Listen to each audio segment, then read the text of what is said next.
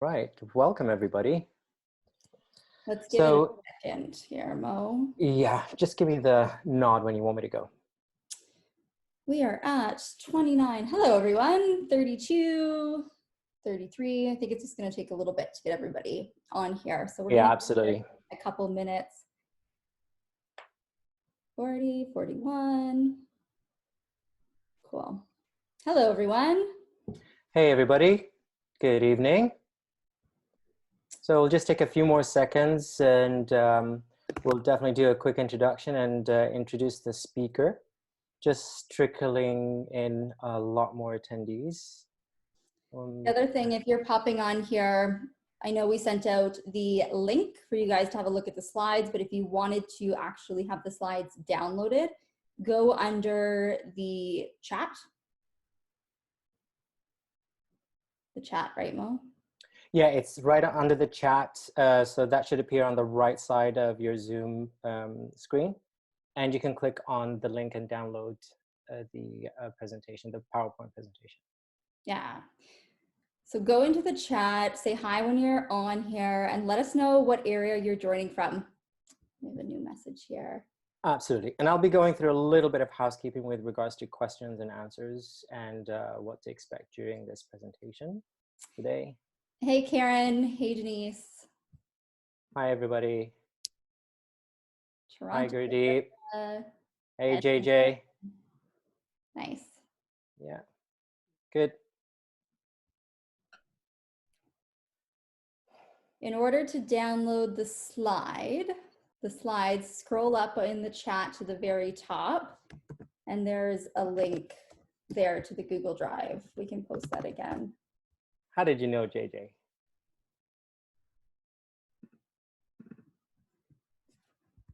Mo, do you have that link that we could post again?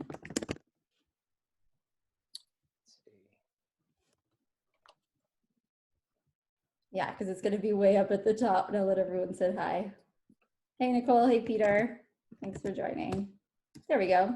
You got it? Yeah. Awesome. Cool. Yeah, so anyone looking for the link, it's really at the top. Breanne just posted it right now again, but it's also at the right top of the chat. Just scroll up and you'll find it. So we're at 62 attendees now. So there's still more yet to come. But do you want to start, or do you want to give it a couple more minutes? Yeah, let's give them a minute to download the slides. Sounds good.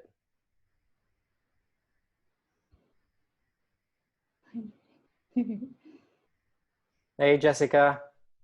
Mojin, did you find the link there on the Google Drive? I know some of you are looking for it. Hey, Renata.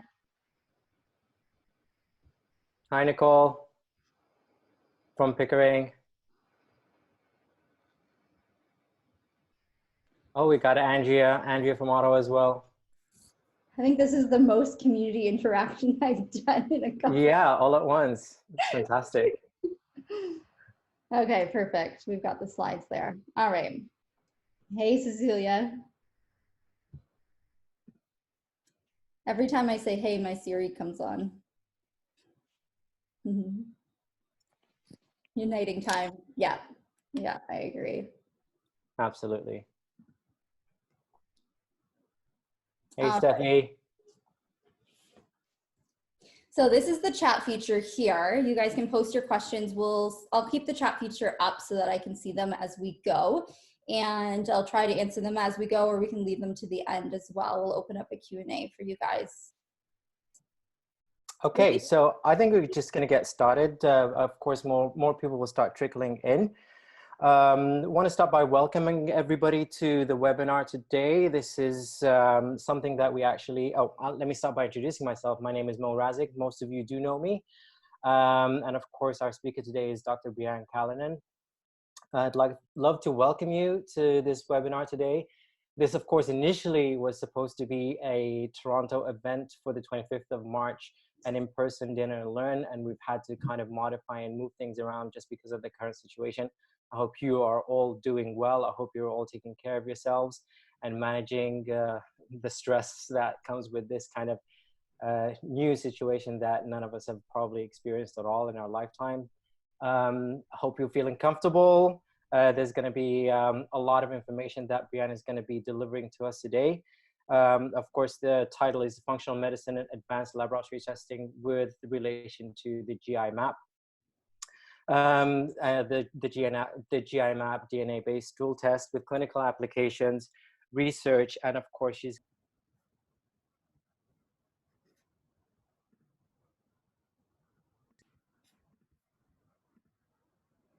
performed actually, if I may say, hundreds of these tests. And yeah, thank you, Breanne, for joining us, and take it away. Thanks, Mo. Before you unmute yourself, what do Yeah. you see on my screen? Can you see the Zoom chat, or do you see the slides? On your screen? On your screen. Do you see just the slides, or is there a chat box up in front? The chat box, no, just the regular chat box to the side. I see your screen only. Okay, amazing. Perfect. Yeah. All right. All looks good. This is my first time holding a webinar on Zoom, so answer or post your questions. I'm definitely happy to look at them as we go along. I hopefully will get a notification, but if not, Mo's here, Jordan's here on the back end too. He'll review your questions and make sure that we get them all answered at the end. So thank you so much for joining. Like Mo said, this was supposed to be in person, but I'm glad each and every one of you could hop on to this webinar today. We're going to be talking about the GIMAP. As Mo said, this is one of my favorite lab tests to use in my clinical practice. And maybe to make this a little bit easier, I'm going to just put my camera down there and we'll get started right away here. All right. So the agenda of this presentation, we're going to go through the presentation. We're going to talk about the relevant features in terms of the GIMAP and the markers that it shows. And we're also going to review a case study at the very end. We're going to do an open Q&A. And at the end of this presentation, what I want to share with you guys is you'll be receiving an email with the post-event feedback form. Please fill that out. We're going to be giving you guys prizes. A couple of you who have done that feedback form will ship you out some products, and this feedback is really important for us to know what additional education we can provide you, what you liked, what you want to see more of. So it's really important that we get that, and as soon as that is filled out, you'll also receive a discount code for 15% off your next order for those of you who have hopped on this webinar. So I wanted to share a little bit of a background as to how I came to discover the GIMAP test and why I actually really appreciate this test and what it means to me. For those of you who don't know, I have a clinical practice in Guelph, Ontario, but also a private practice in a small town called Kindersley, Saskatchewan. It's about 2 hours outside of Saskatoon. And what I noticed when I started practicing in Kindersley is that there were pretty big differences between my Ontario patients and my Saskatchewan patients. In Ontario, clients were coming to me insomnia, anxiety, weight loss, GI issues, bloating. But in Kindersley, what I was noticing is a lot of them were coming to me with pretty significant GI complaints, such as bloody diarrhea. And that's not something that I had seen in Ontario, especially not in a significant number of my patients. So I was looking at different ways to do some gut testing, and I came upon the GIMAP test. And what I was actually finding in Kindersley is that a significant proportion of these patients actually had various levels of E. coli, whether it was enterotoxigenic E. coli or enterohemorrhagic E. coli. And I really dug deep and looked at where is this coming from, because I wasn't seeing this in Ontario. Contacted the municipality and the water treatment plant. They did extensive testing, up their filtration, and discovering that I really feel that this test has not only been able to help the patients that came into my practice, but a significant proportion of the town as well. So this is why I absolutely love this test, coming back to discovering some of these really significant E. coli infections in my Kindersley, Saskatchewan patients. For those of you who don't know who I am, my name is Dr. Breanne Kallonen. Thanks for joining, and it's nice to meet each and every one of you. I'm a naturopathic doctor. I'm also a mom of two. My son, Aiden, is 7, Evelyn is 4. And again, I have 2 private practices, one in Kindersley, Saskatchewan, one in Guelph, Ontario. Amazon bestselling author of the book Wild and Free, creator of the Metabolic Reset program, and the founder of the Wild Side Wellness. That's the name of my 2 clinical practices. And I wanted to start here with a poll question, if I can figure out how to get that up for you guys. How many of you in the chat, let me know, how many of you use lab testing in your practice? And what is a common objection that your patients might give you? I think I can do the poll here. Let's see if we can launch the poll. So on your screen, you might see a poll. There's a question, how many of you use lab testing? Yeah, so lots of people are using lab testing, which is really great. If I can see here what some of the comments we are getting. This is kind of fun. Answered. Yeah, seeing some comments in terms of the GIMAP, Dutch test, oats from Mohammed Oh, Al-Qasim. Yeah. Perfect. So lots of people are using testing, which is great to see. So one of the common objections that I get to lab testing is that it's too expensive, or I don't want to invest that much money in the testing. And this is something that really resonated with me that Dr. Satdeep, one of our colleagues, said, is that patients aren't afraid to invest money, but they're afraid to waste money. Chances are, if they're coming to you, this is not their first stop. They've been through multiple different practitioners, conventional medicine possibly, and they're really afraid to waste more time and waste more money. But what I explain to people is that when we perform the right test and we're able to uncover the hidden causes of the patient's symptoms, this really allows us to get all the pieces of the puzzle that we need for each individualized patient. And when I do a patient history, in the back of my mind, I have some suspicions of what is going on. But after running multiple GIMAP tests, I'm always surprised and humbled with my initial gut reaction is not always right. It's often not what's going on at all when we get this lab testing back. And when we do lab testing, we're testing, not guessing. We can really get to the root cause of what's going on for them. And when we have this new information, it allows us to make new decisions, and those new decisions can lead to new amazing outcomes. I absolutely love using lab testing as well, because what I'm finding is when I can show patients exactly what's going on and why we're using specific treatment plans, compliance often goes up as well. So why the GIMAP? Number one, it's a single sample collection. It is often hard to get patients to physically do a stool test. And the fact that the GIMAP is one stool sample, not 3, makes compliance much higher as well. And the reason that I also really like the GIMAP test is because it's quantitative PCR technology. So not only does it show if bacteria, parasites, viruses, worms, etc. are present or not, it actually quantifies them. So you could have a patient case where they're just slightly under that normal cutoff range, and their results come back as negative when they truly could have benefited from a treatment plan for that particular pathogen. Other tests don't allow for quantification, rather they're reporting positive or negative. And the GIMAP is highly sensitive and specific and can detect numbers as low as 0.1 cells per gram of stool, which is really amazing. And the GIMAP not only talks about bacteria, parasites, worms, viruses, etc., but it also gives us on the very last page intestinal health markers. So we can look at overall how is the health of the digestive tract doing, which we'll talk more about each one of those in the upcoming slides. And it also talks about and shows us antibiotic resistant genes for H. pylori. So the conventional treatment for H. pylori, which we'll dive into, is typically triple or quadruple therapy. The GIMAP will show you if there's any antibiotic resistant genes there to give you more insight whether or not a conventional treatment would be possibly successful for them. Problems with culture and sensitivity.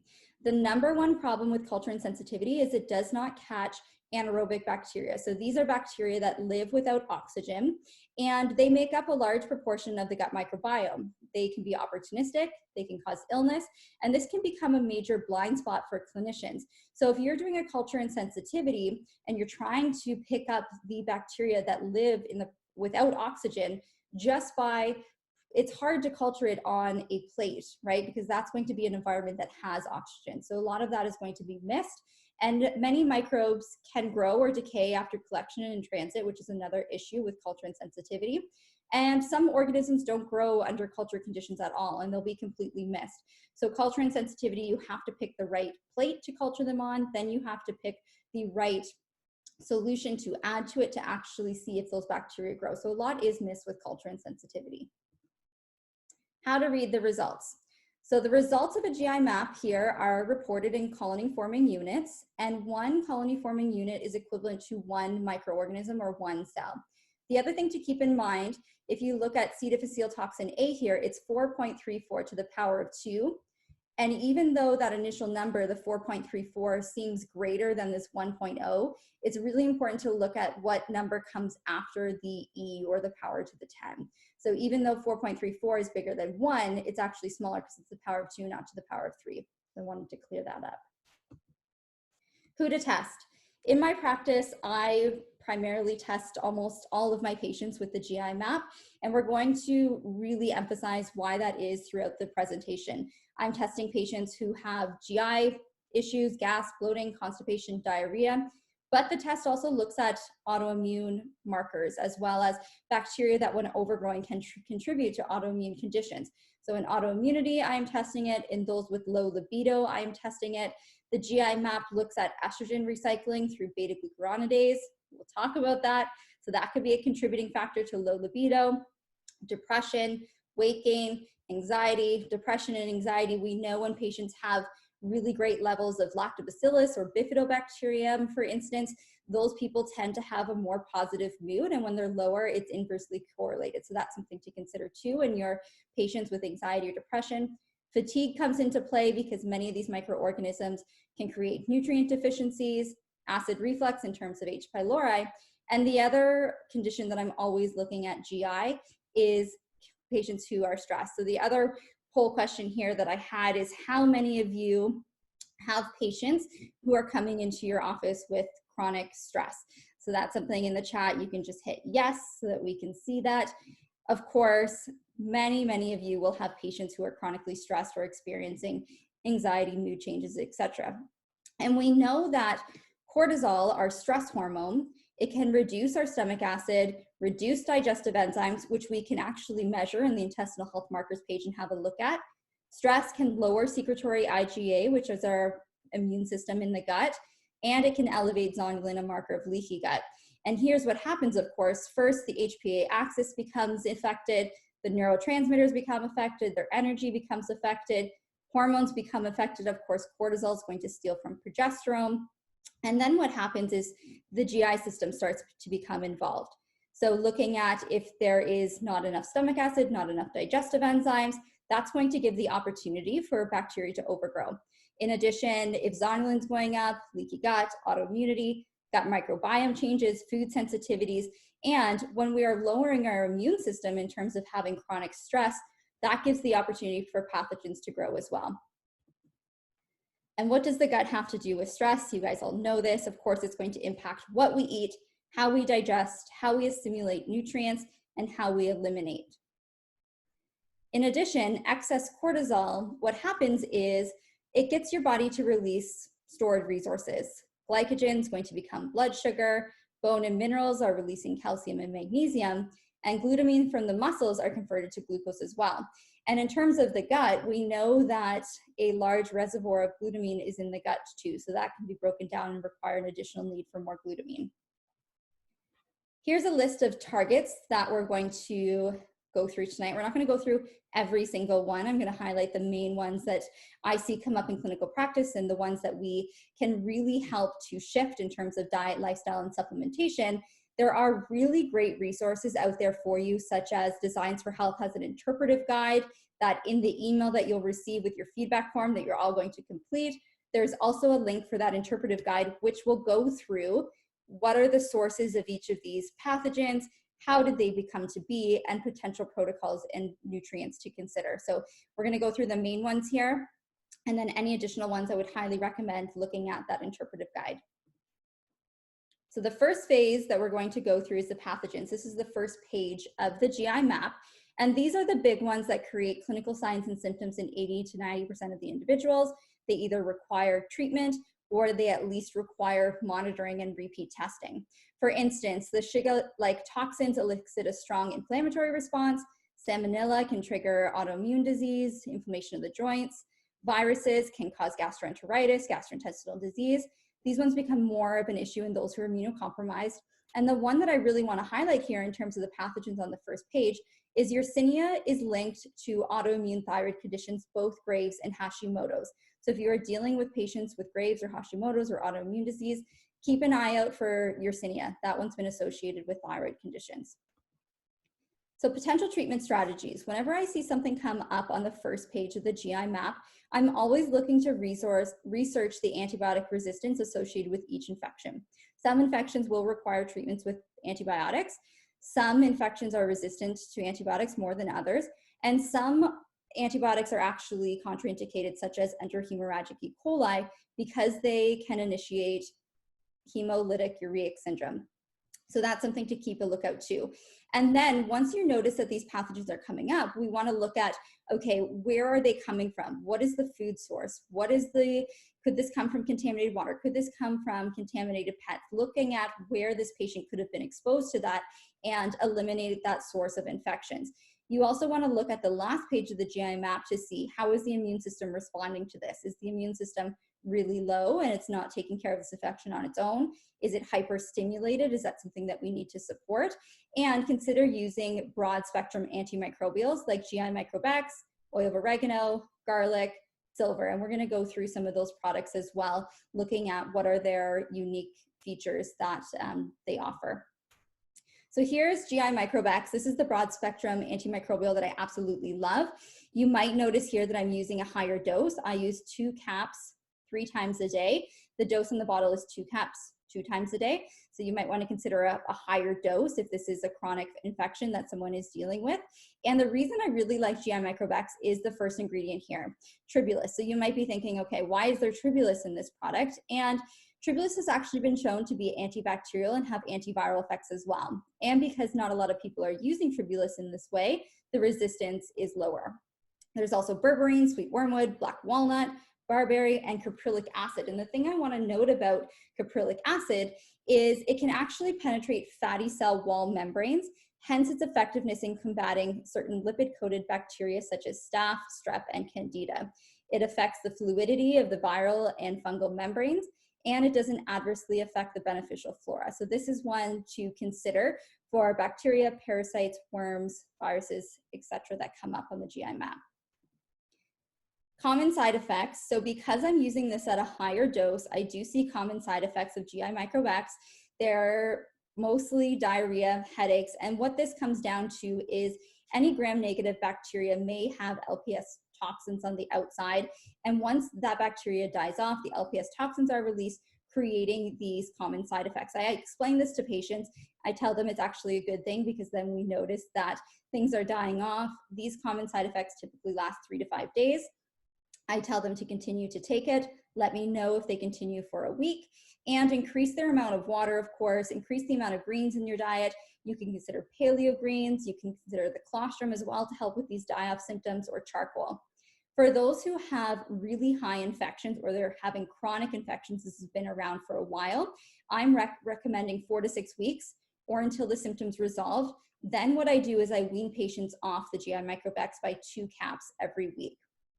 Low infections or acute infections, I find that you don't have to use this product for as long, typically 10 days at this dose, which will be 1 bottle at this higher dose that we're using, and then we wean off for 5 days. So I do 10 days on, 5 days off. If the symptoms return, then I'm having them repeat again for another 10 days. You can also use this acutely or preventatively if you're traveling.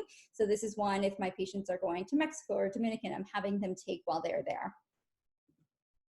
Oil of oregano. So the only nutrient that I'm looking for that GI Microbex doesn't contain is the oil of oregano. And it doesn't contain oil of oregano because oil of oregano needs to be emulsified in order to be well absorbed and effective. So I use oil of oregano as an add-on to the GI Microbex. And I really like this product because it has 36 milligrams of the active ingredients emulsified in olive oil to prevent irritation of the GI tract. There are 2 studies here, and if you're wondering where the reference are for these studies, I want to direct you to the DFH product education sheets. They are extremely valuable. They have tons of research on them. And often what I'm doing with these tech sheets is I am copying, pasting the information from them into my patient's treatment charts so they can understand why they're taking a product. So here was a small study involving 13 patients with 3 different intestinal parasites and GI complaints, as well as fatigue. And in 10 of those patients, there was a complete eradication of the parasites, as well as reduction of symptoms such as bloating, cramping, fatigue, alternating diarrhea, and constipation after 6 weeks. So that was a really great study. And then this other study looked at Giardia, showing that the properties of oregano showed to be more effective against multiple strains of Giardia versus the common antiparasitic drugs. So that is really great. Have a look at the research on all the tech sheets for that one too. The Silver Pure is one that I wanted to bring up as well. This is something that I'm often using in those who have pathogens. I feel like the more we can target these pathogens from a variety of different standpoints, the better it's going to be overall. And the Silver Pure liquid is really great in terms of inhibiting viral replication. And this patented technology that Designs for Health uses in their Silver Pure, the silver particles are actually small enough to enter a single red blood cell, enabling the silver to travel through the tiny capillaries and inactivate viruses at a cellular level. And the Designs for Health Silver Pure, everything that the patient has taken will be eliminated. 99% will be eliminated from the body within 48 hours. So this does not have the same risk factor of bioaccumulation, such as the old silvers that we might have used and having that risk of the skin turning blue. That's not going to happen with this silver. And this has been shown to be safe to take with antibiotics as well. Okay, I'm gonna ask Mo to have a look at any of the questions. Is there anything about the pathogens on the first page that we can address? Actually, a couple of the questions were with regards to the dosing of GI microbecs, especially with sensitive individuals. I believe there was also a note with regards to GI microbecs as 1 cap per day, but in conjunction with the Allo 200 as a protocol. And also another variable, just questioning the aggressive pill count. I've already replied to a couple of them with regards to that. It doesn't have to always be that. That's your mode of practice and the way you prescribe it. And you can always be a little bit more cautious when you're actually attempting that, especially if you're suspecting someone is a little bit more sensitive. Mm-hmm. I completely agree. If I have a patient who's very sensitive, this high dose does produce die-off symptoms. So you can always start at a lower dose, especially if you're combining multiple products. And I always let my patients know that my approach is to do a higher dose for a shorter duration, but you could absolutely do a lower dose for a longer duration. And what I do in my treatment protocols, when I send them their action plan or their treatment plan, I let them know how many bottles of the product that they're going to need.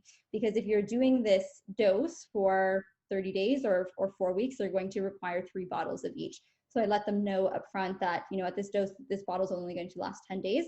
So you might want to consider grabbing a couple of them. But both treatment options I've used in my practice, and I've done the lower dose successfully for a longer duration, especially in those patients who are more sensitive. And another thing that I usually like to touch upon is when talking about this eradication phases, has the patient been prepped for that with regards to detoxification and pathways? Maybe sometimes you might need to include NAC as a starting point for a couple of weeks, but it all depends on the patient and their presentation, how aggressive and how urgently you need to treat it. Exactly. I'm also assuming that we're going to be talking about silver. There is a question about silver coming up. What was the question about silver? Help me. There we go. There we go. I knew it was coming. Just the dosing of silver. The dosing of silver. Yeah, so in terms of treatment, I'm using, again, the higher dose of silver, 2 tablespoons 3 times a day. But you can absolutely, especially if you're using multiple products, if you're using the GI microbecs and the oil of oregano, you could reduce that to 1 teaspoon 3 times a day. But in an active infection, for instance, if my kids are getting sick, I'm using the higher dose acutely until their symptoms resolve. I give them a bottle, I write their name on the outside of it and say, okay, this one's yours, and drink away. I'm not concerned with the bioaccumulation because, again, the 99% is eliminated within the 48 hours, or 48 hours, yeah. Just another question, if you don't mind. You touched up earlier on caprylic acid. Could you explain a little bit if that has a specific role with regards to the biofilm? Also, I do have, with regards to the biofilm, is there anything within the GI map that determines biofilm presence? Absolutely. So we're going to be touching on Fusobacterium. That's one of the opportunistic bacteria that can create inflammation more associated with LPS toxins, as well as biofilm formation. So if I'm seeing Fusobacterium come up on the GI map, and we'll talk about this in the upcoming slides too, that's when I'm really going to start doing some N-acetylcysteine for a month before doing the antimicrobials. And the N-acetylcysteine from Designs for Health is 900 milligrams per cap, 120 caps in a bottle, so it's a really, really great one. Did we answer all the questions there? Just one last one with regards to silver pure, and systemic yeast. Yeah, so you could use the silver pure for systemic yeast. You could use the oil of oregano. You could also use the GI microbex. Fantastic. I think we're good to move on. Okay. So the next page of the GI map is all about H. pylori. So H. pylori is a causative factor for ulcer formation, gastritis, stomach cancer, and also 50% of the population is estimated to be carriers. So why I really like the GI map in terms of looking at H. pylori is because it also shows us the virulence factors. So the virulence factors tell us how likely is this strain of H. pylori to be pathogenic or create significant signs and symptoms. BAB-A I'm always looking at because this virulence factor promotes inflammation and long-term infections. It goes deep into the mucosa. So if BAB-A of a virulence factor is elevated, that's going to tell me that I need to perform a longer treatment plan. These are the patients that are more prone to having their H. pylori resolve, then come back, resolve, and then come back. In addition, these other virulence factors are looking at how likely is this strain to create gastric cancer, peptic ulcers, duodenal ulcers. So if someone has H. pylori and the virulence factors are elevated, that's going to tell me that that patient needs to be treated. Now, if they have a positive result for H. pylori, they don't have the virulence factors and they don't have significant signs and symptoms, I'm not always treating that. If they have H. pylori, but they don't have virulence factors, but they do have signs and symptoms, then that's going to be something that I'm going to consider treating. Here, we're also looking at the antibiotic resistance genes, which we touched at the start. This will show if any antibiotic resistant genes are present, then likely using a quadruple therapy with antibiotics is not going to be as effective for them. In terms of H. pylori treatment, like we said, asymptomatic patients may not require treatment. In addition, H. pylori can be passed from person to person, so they might want to consider treating other family members as well. And you want to consider herbal formulas to eradicate or suppress, such as Gastromed, which we're going to talk a lot about, oil of oregano, Berbavale, and then look at the last page in terms of the intestinal health markers to determine if maldigestion or hypochlorhydria might be present. And the reason it's important to look at elastase is, of course, if someone has a peptic ulcer and elevated stomach acid, you don't want to give them more if they're already overproducing stomach acid. In addition, you might want to consider probiotics as well as rebuilding a healthy gastric mucosa, number one, by reducing stress, but also giving soothing and healing agents such as the GI Revive, L-glutamine, or aloe, which also has anti-H. pylori properties. This is the study that I often share a lot with my patients. This study is called the Successful Eradication of H. pylori with Over-the-Counter Products. This was a smaller study done by 3 medical doctors, and they looked at using mastigum, emulsified oil of oregano, Pepto-Bismol chewables. Bismuth contained in Pepto-Bismol is actually antimicrobial. If you choose to do that, you might want to warn that a common side effect of using Pepto-Bismol is black stools or black hairy tongues. So if they see that, if you preempt them, they're not going to be as surprised. They also use broad spectrum probiotics, 50 or 5 billion twice a day for a total of 10 billion, and they used fiber. And what they showed is after 2 weeks that out of the 39 patients, 29 of them, or about 75%, had converted to negative just after 2 weeks. So that's a pretty profound result with just using mastigum, oil of oregano, probiotics. So this is the treatment plan that I utilize in my patients. One of the downfalls of this study is they didn't reevaluate the patients in a month. 6 months, a year, to see if it had come back. So what I do in my practice is I share with patients this study, but I say, you know, we're going to be doing this for a longer period of time than 2 weeks, typically 4 weeks. So the phase 1, what I do in my practice is 4 weeks of the Gastromend. Again, to get the mastogum at the dose that the study recommends, it's 2 caps 3 times a day, 30 minutes before meals. I'm using the oil of oregano, again, 2 caps 3 times a day, and 1 cap of the ProBiomed.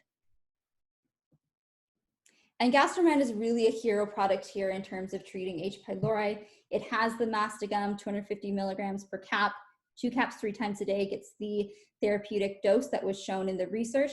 It doesn't just contain mastogum though, it also has methylmethionine sulfurium. That's a derivative of methionine found from raw cabbage. It's known to heal intestinal mucosa.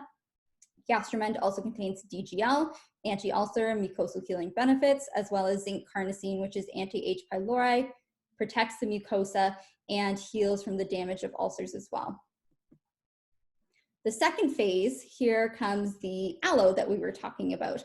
And in H. pylori infection, aloe vera has been shown to reduce levels of TNF-alpha and leukocyte adhesion. So what the authors noticed in this study, or noted in the study, which is linked below, that the aloe vera didn't actually exert any known antibiotic effect on H. pylori, but rather its beneficial properties came from the suppression of pro-inflammatory cytokines, TNF-alpha, IL-6, and leukocyte adhesion. So this is a great one to add in the repair phase after doing 4 weeks of the Gastromend and oil of oregano. In addition, in this phase, I'm looking at how I can support adequate stomach acid production if their elastase was low. We might want to consider betaine HCl, digestive enzymes, and I'm also carrying forth that probiotic from the phase 1 as well. Couple key highlights of the Aloe 200. The 200 in the name reflects that it takes 200 pounds of aloe vera inner gel to make 1 pound of this aloe extract. It uses a process of low heat dehydration with no filtering. And the reason the no filtering is important is to ensure that the long polysaccharide chains remain intact. And the reason we want these long polysaccharide chains is because the beneficial biological properties of aloe vera comes from these long polysaccharides. And to ensure that those long polysaccharides actually made it into the product, they do testing afterwards to make sure that those long chains have been retained. Okay, Mo, is there any questions on H. pylori? Actually, you did touch upon the treatment of H. pylori, whether there were no virulence factors, but could you also address if we would treat H. pylori when there are no symptoms related to GERD, but otherwise there might be symptoms of bacterial overgrowth and parasites? Would you still? Yeah. So if the H. pylori is present, there's no signs and symptoms, and they're negative for the virulence factor, so it's present here but not above the normal range, then I work on the other issues on the GIMAP first. I don't necessarily address this because 50% of the population we do know are carriers of it, so it may not require treatment.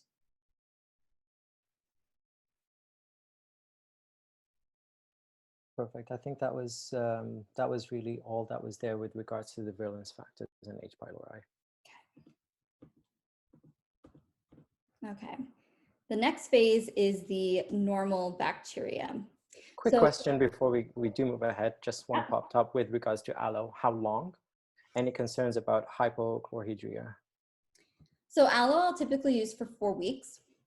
And if we're seeing that there are lower levels of elastase or you suspect that hypochlorhydria is present, then you could consider using the betaine HCl here, which has 750 milligrams of betaine HCl, or you consider the digestymes, which have the betaine HCl, oxbile, other digestive enzymes, and DPP4 to help break down gluten and dairy too.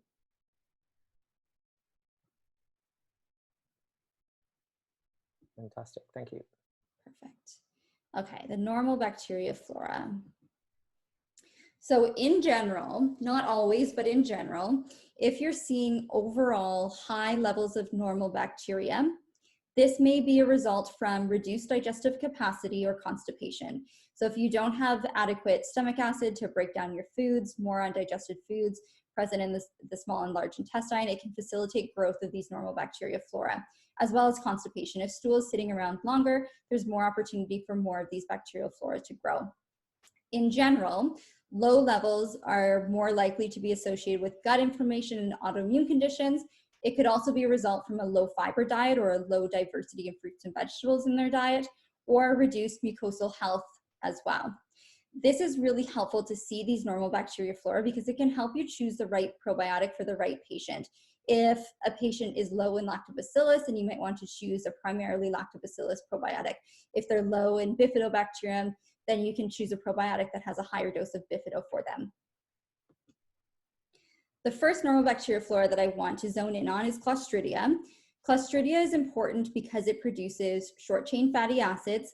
Short-chain fatty acids are important for maintaining a healthy gut barrier, as well as immune modulation and protecting against pathogens. When Clostridia is low, there's more likely to be inflammation, as well as it can contribute to autoimmune conditions. When it's high, it's more likely to be linked to metabolic dysfunction. In addition, Clostridia is a major producer of beta-glucuronidase. Beta-glucuronidase is involved with recycling of estrogen and can contribute to estrogen dominance. We're going to go into beta-glucuronidase, what are the other bacterial strains that are involved with this, but if we're looking at a patient who has estrogen dominance, their beta-glucuronidase is high, you can consider using something like a calcium D-glucarate to support that. But if you also see on the GIMAP that there's a higher level of bacteria that's producing beta-glucuronidase, you can really get to the root cause and say, you know, we can use calcium D-glucarate, but if we look even further and we can reduce the overall population of these bacteria that are producing the beta-glucuronidase, that's really getting to the root cause of where it is. Another normal bacteria flora that was recently added to the GIMAP is called Akkermansia mucinophila. The key thing to look out for here is that below detection limit or below DL of Akkermansia is not normal. It won't be flagged as red though. So if you're seeing below detection limit levels of Akkermansia, keep in mind this is not normal. It's like a Goldilocks. You don't need too much, but you don't need too little either. Akkermansia mucinophila, as the name describes, mucin is the mucin in the gut and philia is loving. So what Akkermansia does is it really helps to support the growth and energy needs of other microbes. So you can think of it as a Pac-Man. It breaks down the mucus layer, and by doing so, it provides sugars as a byproduct, acetate and propionate for other bacteria to use as an energy source. So it's almost leaving little crumbs around for the other bacteria to use when there's no food coming into the digestive system, such as when fasting or sleeping overnight. Akkermansia and Faecobacterium prausnitzkii are closely related. They cross-feed each other.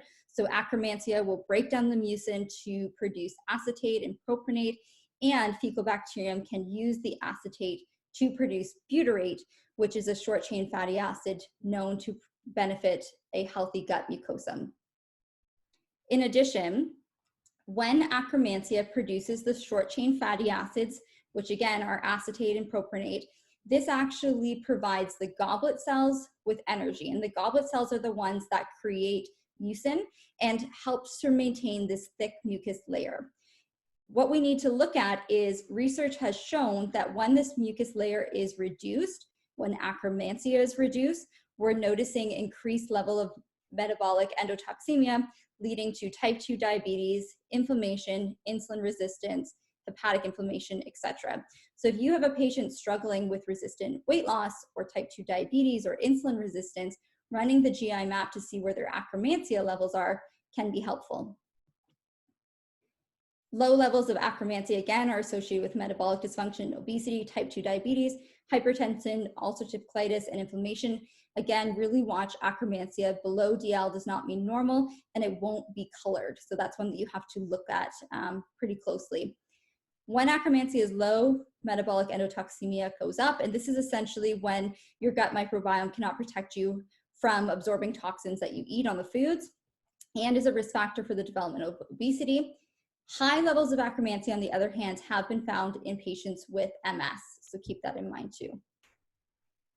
Treatment for low Akkermansia, you really want to look at inflammatory markers and treat inflammation. Akkermansia doesn't do well in an inflammatory state.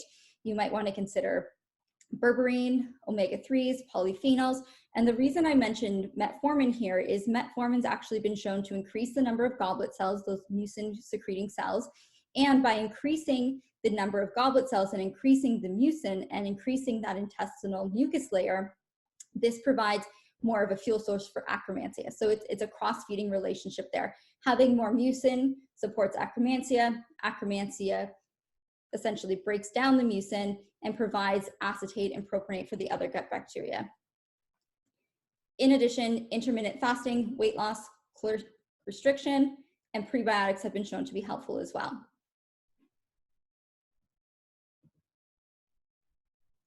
There really isn't, sorry, quick question. There really isn't a range that's provided in the test for the proper, for akkermansia. There is a range that's supported here, but if the akkermansia level is below 1.00 to the power of 1, it's just going to say below detection limit, but it's not going to come up as red. It'll just say below DL. So unless you're looking for it, you might miss that one. That was what I was trying to put across there. But here, there is a normal reference range there. And would you treat if akkermansia is high? If akkermansia is high, the way I treat that one is looking at the other pathogens, dysbiosis, looking where it might be coming from. In addition, if a patient has done a long overnight fast or they're used to doing intermittent fasting, then I see akkermansia goes up, because essentially there's no food coming into their system for a long period of time. So what akkermansia is doing is breaking down that mucin layer to provide a fuel source for the other bacteria. So it's common to see it elevated in those who practice fasting too. And this is a question with regards to bifido. Do you find lower levels of bifido with constipation patients often? When I'm looking at a patient who is chronically constipated, I'm looking at to see if the methanogens are elevated. That's one we're going to touch on too. I haven't seen an association between lower levels of bifido per se, but yeah, I haven't looked at the research on bifido and constipation. I do see when the methanogens are elevated, constipation becomes more prominent. Thank you.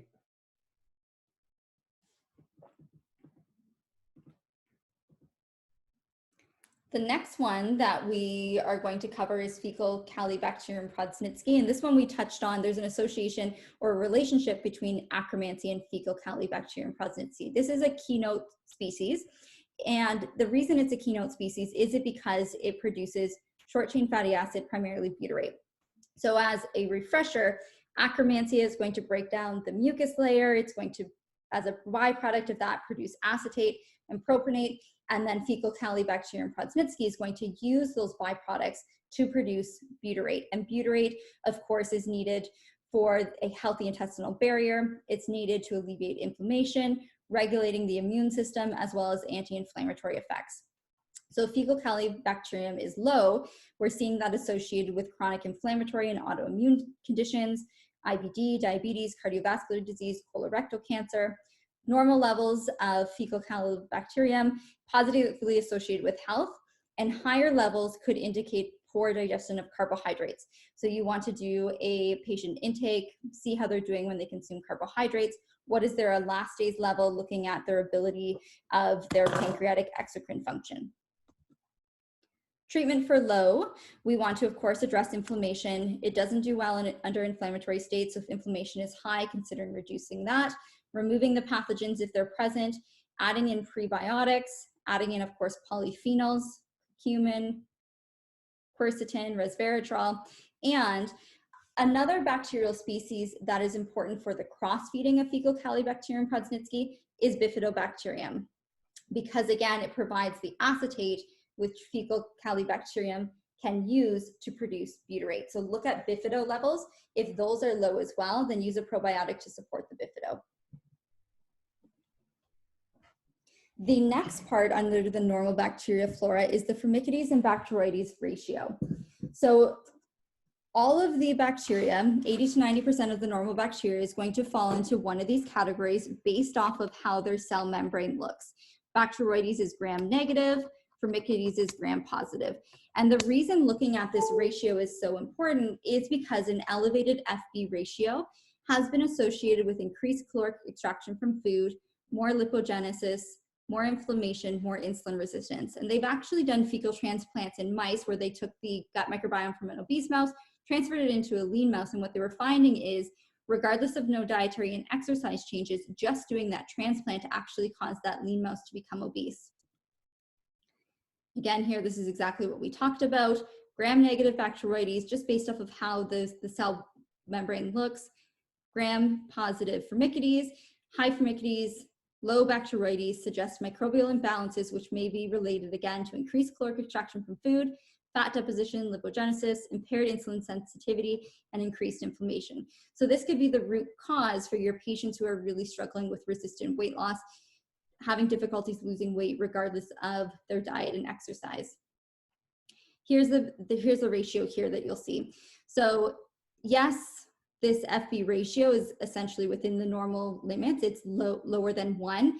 I like to get this ratio as low as possible. This to me is a really high level. I like this 0.5 at the max. Now, what to do if you're seeing elevated levels of the FB ratio? You want to look at the underlying cause. High-fat diets can elevate the ratio. There could be dysbiosis. You could see maldigestion or hypochlorhydria, so have a look at elastase levels to see if that's present. And therapeutically, what you want to consider is lactobacillus and bacillus fall into the Firmicutes phyla. So if we're trying to lower Firmicutes, we don't want to use more lactobacillus, more bacillus, because that will further increase the Firmicutes. What we actually want to consider is either a bifido-based probiotic primarily, or using Saccharomyces boulevardiae, or Floromyces is the one from Designs for Health. Also consider optimizing the diet. If there's a lot of processed foods, high fat diet, we might want to consider lowering that to normalize the FB ratio. Another thing to consider if you have a high FB ratio is using berberine. Berberine's antimicrobial effects have been shown to contribute to positive blood glucose, which is at least partially mediated by modulation of the gut microbiome, which may help to alleviate inflammation, metabolic endotoxemia, by reducing the exogenous antigen load in the host. Berberine has also been shown to elevate short-chain fatty acids levels, which is showing that it's promoting the healthy bacteria, selectively promoting the healthy bacteria, because we're seeing elevations in the short-chain fatty acids. Berberine by Designs for Health is called Berbavail. I really love this. Anything that is in the Avail form from Designs for Health, see it says Berbavail. They also have Dimavail, Qavail. There's another one I'm missing there, but the Avail technology really helps with absorption. So it's a proprietary blend of MCT oils, non-soy derived lecithin and vitamin E, and they're not using potentially harmful surfactants, and using this Avail technology has been shown to increase absorption rates. So research doses of berberine are anywhere from 900 milligrams to 2 grams a day. When I'm using the Berbavail, my typical starting dose is 2 caps per day, and I find that to be effective because it's so much more absorbed. Now, if you have a normal Firmicutes Bacteroides ratio, you might want to consider using the ProBiomed 50, because these are the main strains here in terms of resistant weight loss that I highlight to patients. Bifidobacterium breve may prevent and improve constipation. I think there was a question on that, so I stand corrected. Low levels of bifido may contribute to constipation. It's right here on the slides, as well as abdominal bloating. It may help to maintain fasting glucose, reduces inflammation, and increases plasma glutathione. Bifidobacterium longum will help with the symptoms of celiac disease, IBS, functional constipation, reducing TNF-alpha, CRP, AST, as well as insulin resistance. So if you have a patient with resistant weight loss and you're recommending a probiotic and they're saying to you, I don't understand why I have to take this probiotic. What does my gut have to do with my weight loss resistance? These are actually on the Designs for Health tech sheet. So I simply copy and paste this into their chart to show them we specifically chosen a probiotic for you and the symptoms that we're essentially resolving. The other 2 strains that it contains is the Lactobacillus plantarum, which I've added this in given the situation that we're in right now. It's an immunomodulatory agent, enhances IgG response, which may improve the body's responses to influenza, especially in the elderly. Lactobacillus acidophilus may significantly reduce the incidence and duration of cold and flu symptoms. So the research studies are on the tech sheet of the Probiomed 50 if you want to check out what those research articles say. And the dose of Probiomed 50 is 1 per day. Of course, if you're using berberine, take it away from your berberine or take it away from your antimicrobials. In addition, there is a Probiomed 100 if you're looking for a higher dose of 100 billion. Here's the full range of the probiotics. Each of them, the Probiomed 50 and the Probiomed 100, contain 10 strains. And what I really like about what they've done in terms of formulating this product is they looked at what does the research say about each strain, as well as they use the specific dose that was used in the research to promote the clinical effect. So they're not undercutting in terms of any of the bacterial strains that are here. They're really putting in the same dose that the research shows to have the clinical outcomes. In addition, these probiotics are shelf stable, pH resistant, bile acid tolerant. It really does improve compliance, at least with my patients, when this supplement can be kept with the other supplements and not in the fridge. Overall, here is the 5R protocol. This is in the DFH interpretive guide, things to consider when treating the normal gut microbiome. Essentially, we're going to replace sleep, stress management, exercise, whole foods, remove the pathogens, replace the digestive enzymes, renoculate and repair. And anything that's coming up in terms of viruses or parasites, you can actually pull up this guide and it'll list the ingredients to consider. So this is a really great one to check out. And again, that link's going to come to your email after the presentation. Any questions about the normal bacteria flora?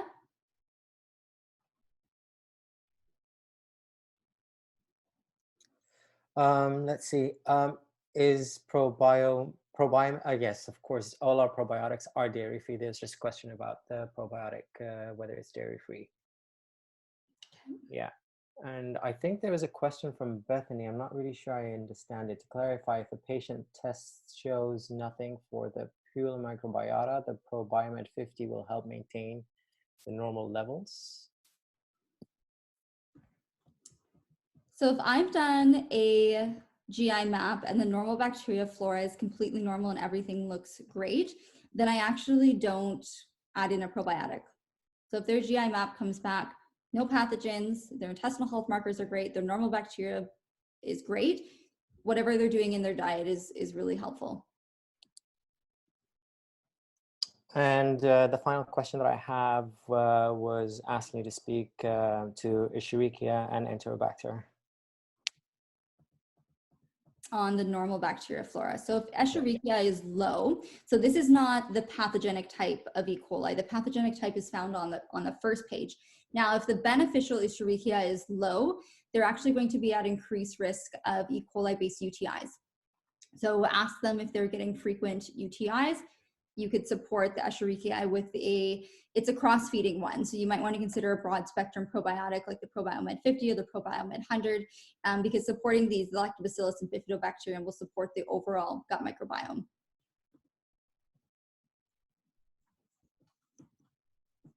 I think we're good to move on. All right. The next section is the opportunistic bacteria. So these are bacteria that are normally found in the digestive tract, but given the right conditions, the right opportunity, they can overgrow.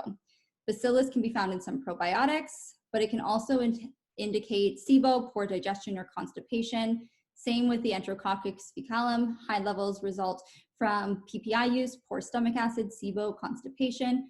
Morganella is one that we're going to zone in on. It can produce histamine, leading to higher levels of inflammation. It's another one that's been associated with SIBO. And Pseudomonas can release endotoxics that can damage the GI lining.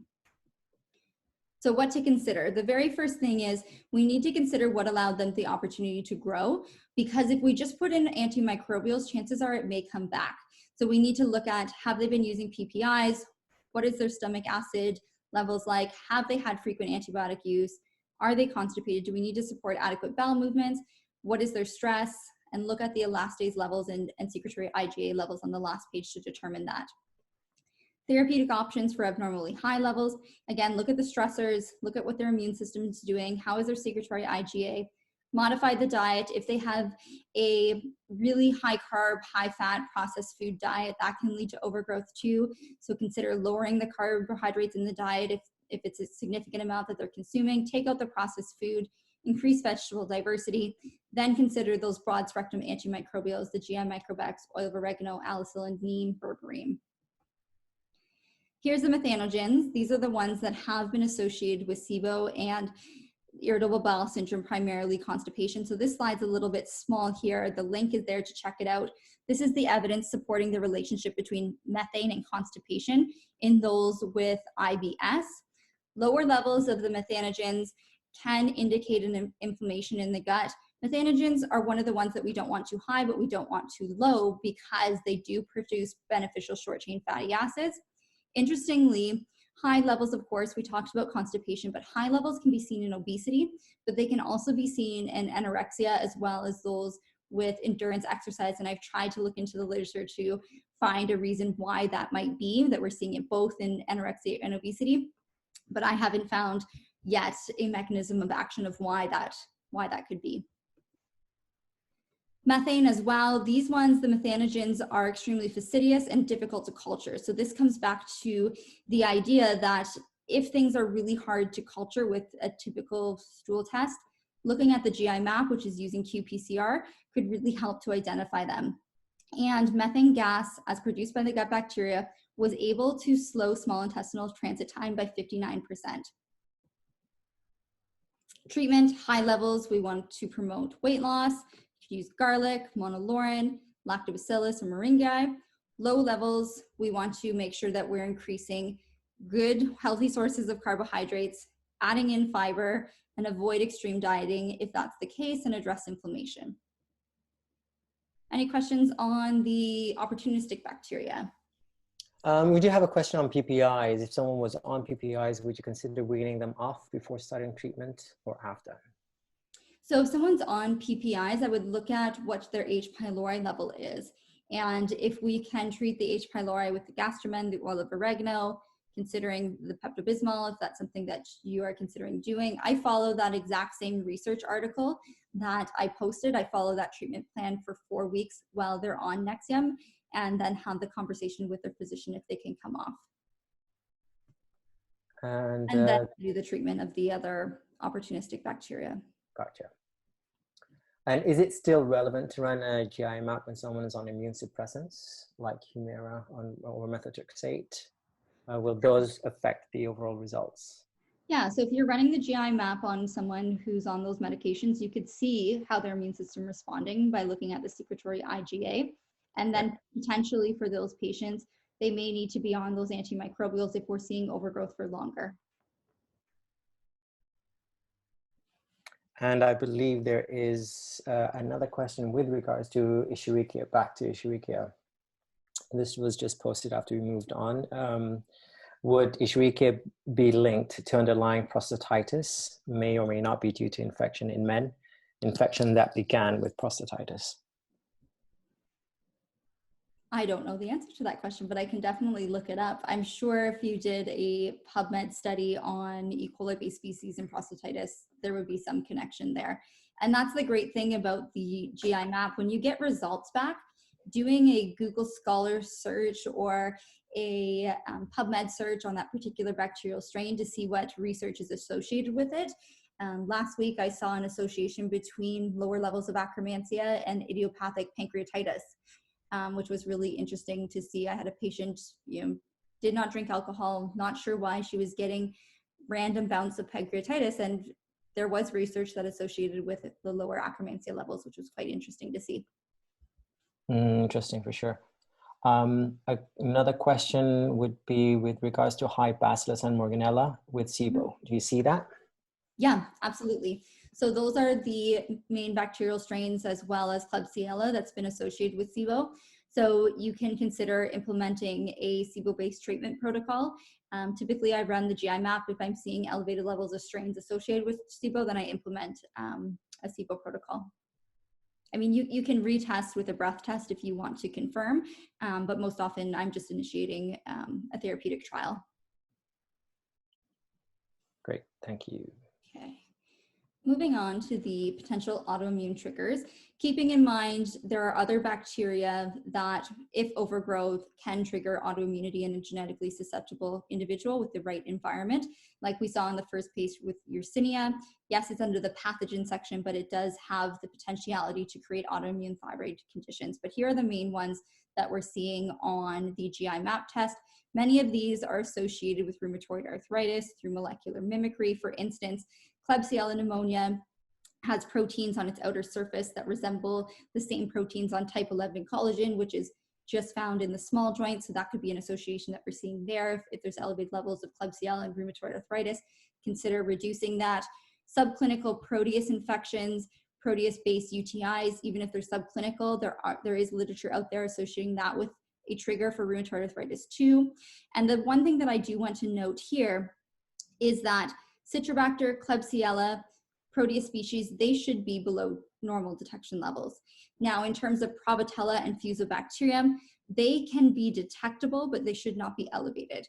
Healthy guts of healthy individuals can tolerate levels of Prevotella and Fusobacterium, but the rest of them should be below detection limits. In addition, Prevotella also thrives in environments with undigested carbohydrates. So look at elastase levels to see how they're doing with their pancreatic exocrine function. Here is a summary. This is also in the interpretive guide, looking at what particular strains of opportunistic bacteria are associated with what autoimmune condition. I've just added Yersinia here because that one was not on the interpretive guide. Fusobacterium, this is the one that's associated with inflammation. It produces a significant amount of LPS, so you're more likely to see more die-off symptoms, especially if you're using that higher dose of GI microbecs. This one in particular plays a role in biofilm formation. So with this one, you might want to consider some proteolytic enzymes or N-acetylcysteine. Again, Designs for Health N-acetylcysteine is 900 milligrams per cap, 120 caps in the bottle, which is really great.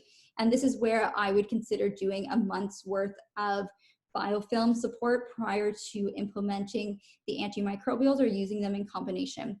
Fusobacterium is a common commensal in the upper GI tract and the oral cavity, but it may colonize the lower GI tract, and that's where we're seeing some of the clinical signs and symptoms. High, we're seeing associated with inflammatory conditions such as IBD, colorectal cancer, and systemic sclerosis. Treatment for high, use antimicrobials, GI microbecs, berberine, oregano, as well as polyphenols. And if you're seeing low levels of Fusobacterium, it's possibly digestive dysfunction, bile acid imbalances. Look at the steatocrit, which is a marker of fatty acid breakdown. Is there fats present in the stool? And consider supporting bile acids. Digestimes contain ox bile, and so does the liver gallbladder complex. Fusobacterium is associated with autoimmunity. It's one of the most prevalent bacteria in periodontitis in the mouth, and it induces factors that predispose to atherosclerosis and human microvascular endothelial cells, significant atherosclerotic lesions, progression compared to controls in this study. So this is looking at how the oral microbiome is linked to not only cardiovascular disease, but also autoimmunity. Serum levels and risk factors for atherosclerosis, such as IL-6, CRP, and low-density lipoprotein were increased compared to controls. So if you're seeing elevated levels of Fusobacterium, consider if it's also elevated in the oral cavity. Look at what is their dental hygiene regime. Do they need to see their dentist if they haven't seen them in the last 6 to 9 months? In addition, Fusobacterium has been associated with those with uncontrolled type 2 diabetes, as well as it's been associated with adverse pregnancy outcomes. This is the study. If you're interested, I would suggest checking it out. This really looks at gum disease, oral hygiene, and the infections of Fusobacterium in the oral gut or the oral microbiome, and all the different infections that it's related to. And how do microbes cause autoimmunity? They can cause autoimmunity by molecular mimicry. So again, looking at the proteins that these bacteria contain on their outer membrane, and are they resembling proteins of the structures of our joints or the structures of our thyroid. Again, type 11 collagen in the small joints is associated and linked to rheumatoid arthritis due to elevated levels of things like Citrobacter or Klebsiella. They can also create autoimmunity by damaging the mucous membranes and creating a leaky gut situation that we're seeing. Also pay attention to other things that may create intestinal hyperpermeability, such as environmental exposures, stress, and metabolic dysfunction when we're seeing the autoimmune markers elevated. Here's another study that is a 2019 study that I added last minute. I just think it's really, really fascinating. And what this study is showing is that there's several studies that demonstrated that the initial production of autoantibodies is not localized to the joint, but rather in other immunological active sites. A central role seems to be played in periodontal disease coming from P. gingivalis, which induces citronellization and post-translational modification, leading to the production of anti-citrulline protein peptide antibodies.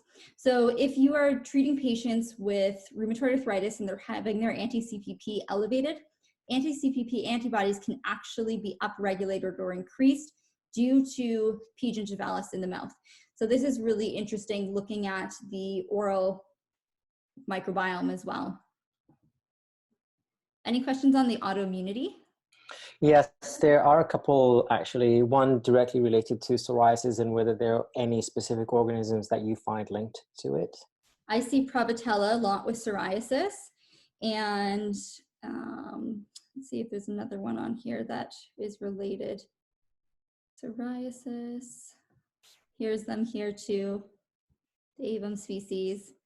In addition, if you're looking for if you're seeing something come up here and you're wondering if it's associated with psoriasis, I would just look at Prevotella and psoriasis, Klebsiella and psoriasis on a PubMed search and see what comes up. Fantastic. This is actually with regards to the biofilm and the disruption of the biofilm, and your take on whether we use NAC versus glutathione. I've been in the habit of using NAC because the liposomal glutathione wasn't available.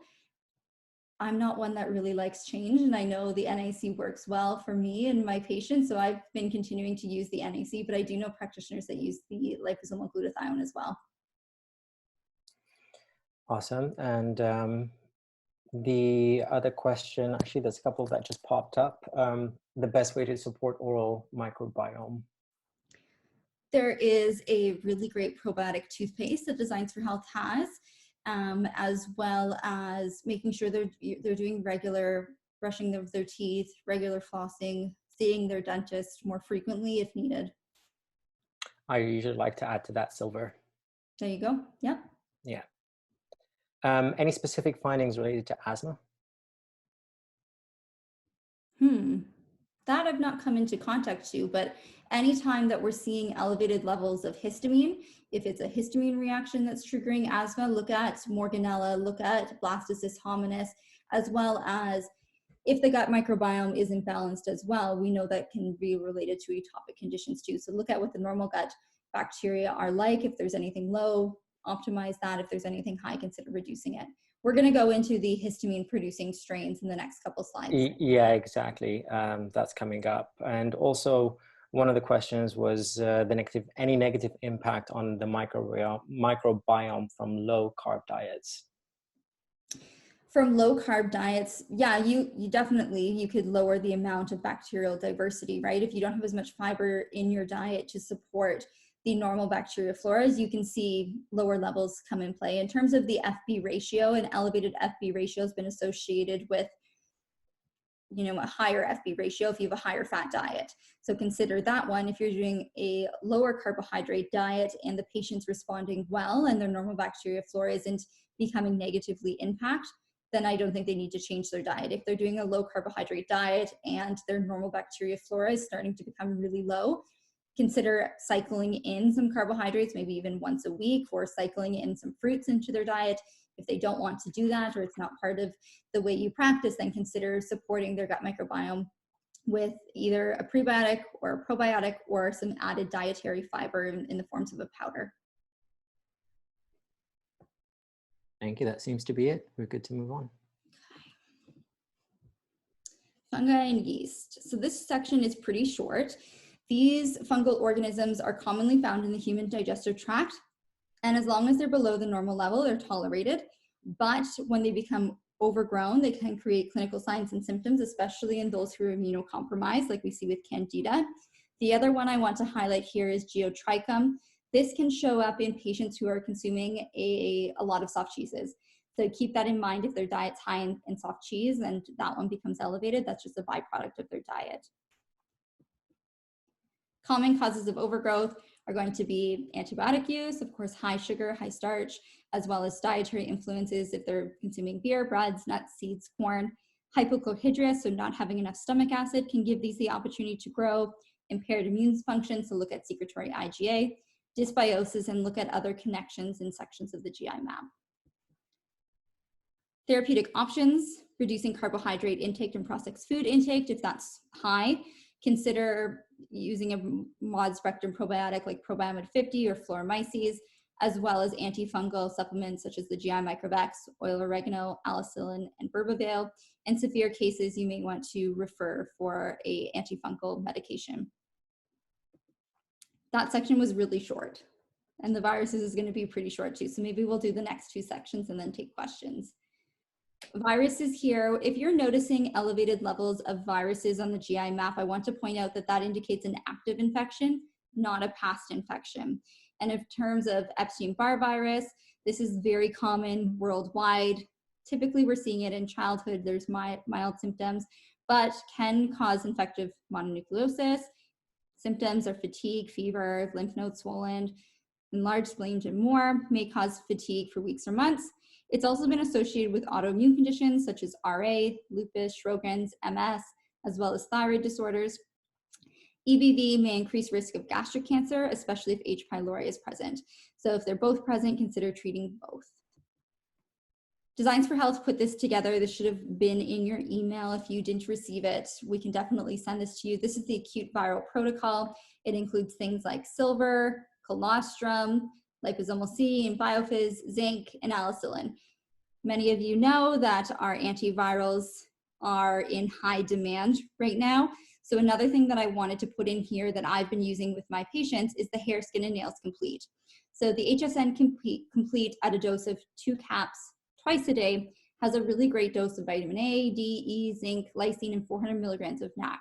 So even though it's for hair growth, this is something that you could consider as part of your antiviral treatment that they could also continue later on once they've recovered in terms of their multivitamin. Again, here we're talking about the silver. Silver can bind with the charged genetically incomplete viral molecules and prevent replication. It also has the ability to inactivate viruses at the RNA and DNA level. So this is one to consider. And again, it's not just good for viruses, it's great for bacterial, fungal, parasitic infections, as well as it appears to preserve the good bacteria, 99% excreted in 48 hours, and doesn't interfere with antibiotics. Here's a 2006 study looking at silver, and it looked at the 19 common antibiotics in combination with silver, and they looked at its defenses against 7 different microbial organisms, and the results of the study showed an efficacy of some antibiotics up to 10-fold. If you're looking for this study, this is on the Silver Pure tech sheet that's put out by Designs for Health. The tech sheets are absolutely amazing, and all the research studies are linked there too. Here's the dosages for adults, whether it's for maintenance or acute, as well as children. Any questions there, Mo? I know I'm going fast through the slides. There's just a lot, and I want to make sure I'm cognizant of your time. And just a question about your favorite method when it comes to testing stomach acidity.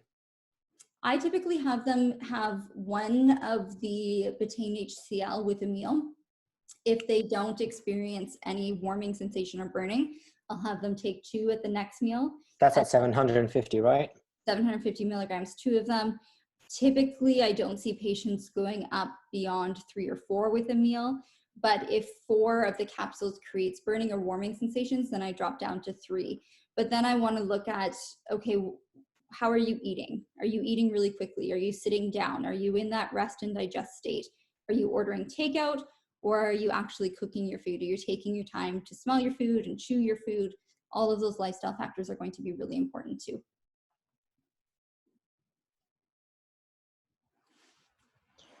Great. I know you mentioned it in passing with regards to the silver and its applicable and its application when it comes to fungal infections, but it wasn't in any of the protocols previously when we talked about fungal. Is it something that you do normally apply for fungal infections?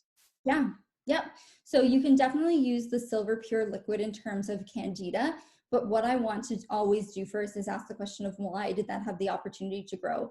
Most often time it's because of PPI use or a lower elastase or digestive capacity. So my first step is to correct that. So give them betaine HCl or digestive enzymes, see how they do, and then implement the antimicrobials after. Thank you. Yeah, we're good to move on. Perfect. Parasites. So the thing I want to mention about parasites is you don't have to travel to get them. Parasites can be present on the foods that we eat. We often import them from various different countries, as well as you can get parasites from soil or foods or water. A couple that I want to highlight here is Blastocyst hominis can be difficult to eradicate. It can upregulate the Th1 response. You might also want to avoid foods or probiotics that upregulate Th1. It can create diarrhea, abdominal pain, IBS, diintermediate fragilis.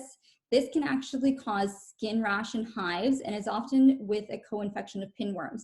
So the GIMAP doesn't directly measure pinworms. Typically people will know if they have a pinworm infection. They'll have a lot of itching. You might possibly be able to see the worms as well. So if you're seeing dientamoeba come up, consider asking them if they have those signs and symptoms of pinworms as well.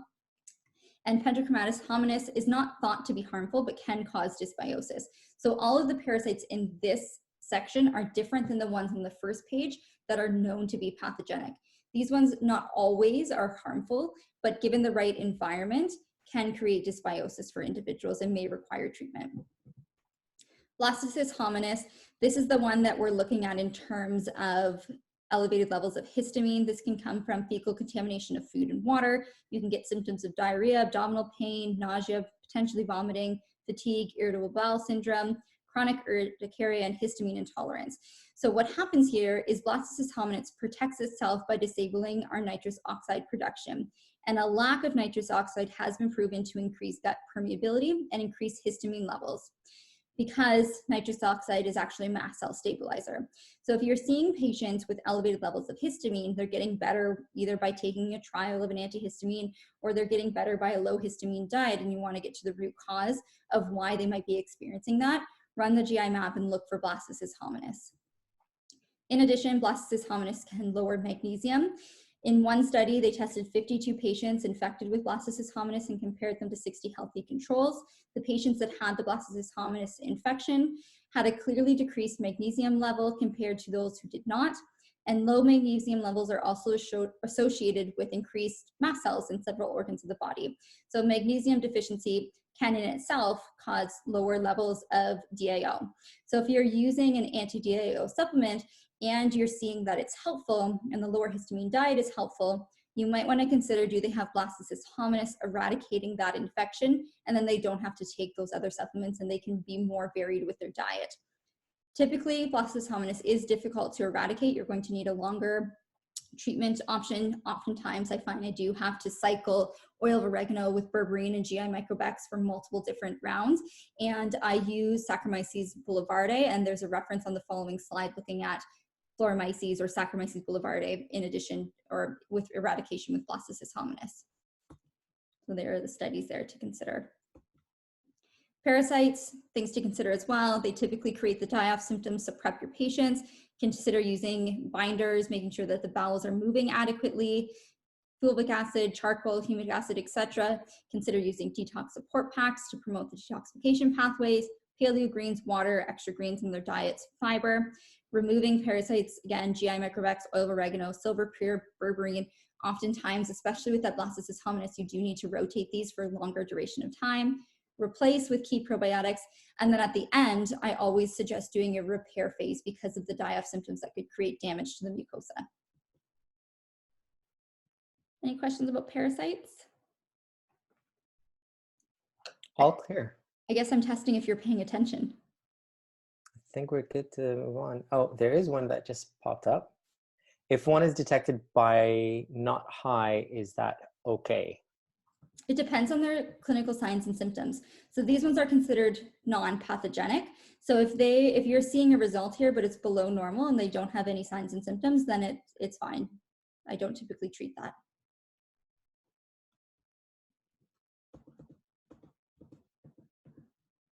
Okay, worms.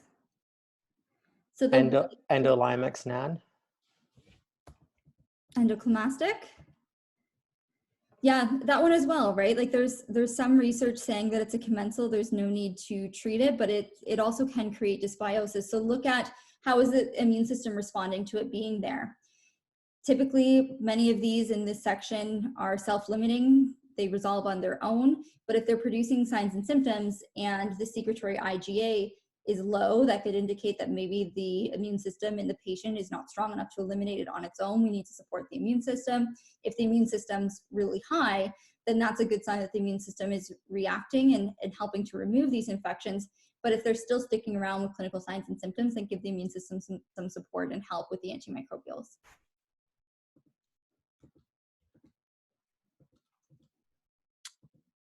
Thank you. Good to move on. So the worms are presented a little bit differently. So you can see they're presented as not detected or detected. They're not quantified. And this is because if you're seeing a detective or a positive result, this means that DNA was found equivalent to 1 to 2 eggs. Generally, this could mean that they have ingested the eggs on the food that they ate or the water, and you're seeing them in the stool. Or they may have one adult worm. But if you're seeing present and high, that suggests that they have multiple different worms. So more worms, more eggs. And typically this is only happening if there's several worms. So present high, definitely need to treat. Present could mean that they just ingested some eggs, but I would still consider treating that. And usually they're coming from fecally contaminated water or undercooked meats, but not all of these worms actually need to be ingested.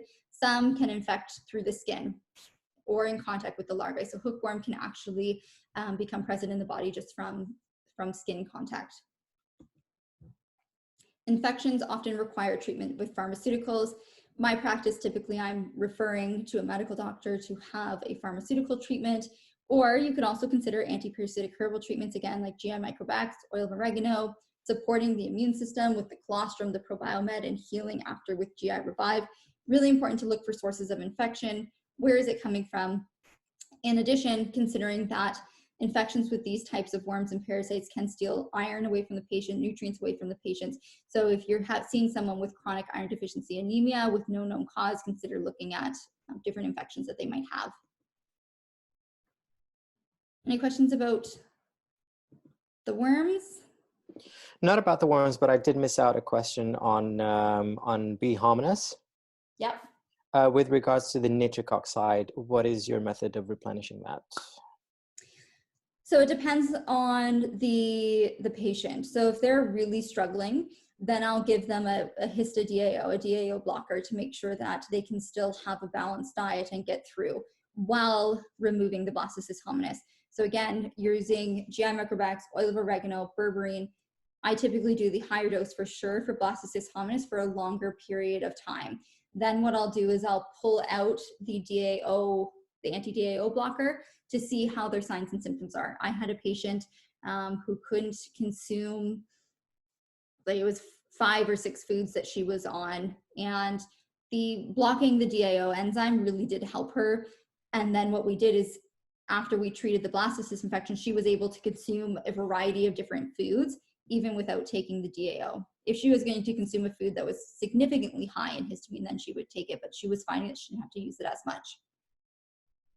Did you choose not to supplement with nitric oxide at the time? No, I wasn't using any nitric oxide. I was just eradicating the infection. You could consider using something like arginine, but my typical go-to is just remove the source of infection. And magnesium too. It's more of a foundation that I use. There is a question as what foods increase THI? TH1. I can send a list. Yeah. Yeah, okay. I typically have a list of, it's more probiotics that promote the TH1 response, but I can send a list of that. And do you use Mimosa pudica protocols for worms? Yep, I find Mimosa pudica is quite helpful for worms. Looking at the efficacy of typical pharmaceutical medications, they typically have a really great success rate. They don't have to be used for a long period of time. And there are some that aren't systemically absorbed. So it's often easier for them to get a prescription, take it for 5 to 7 days versus having to be on the mimosa pudica for a long period of time. But mimosa pudica can be quite helpful for worms and parasites.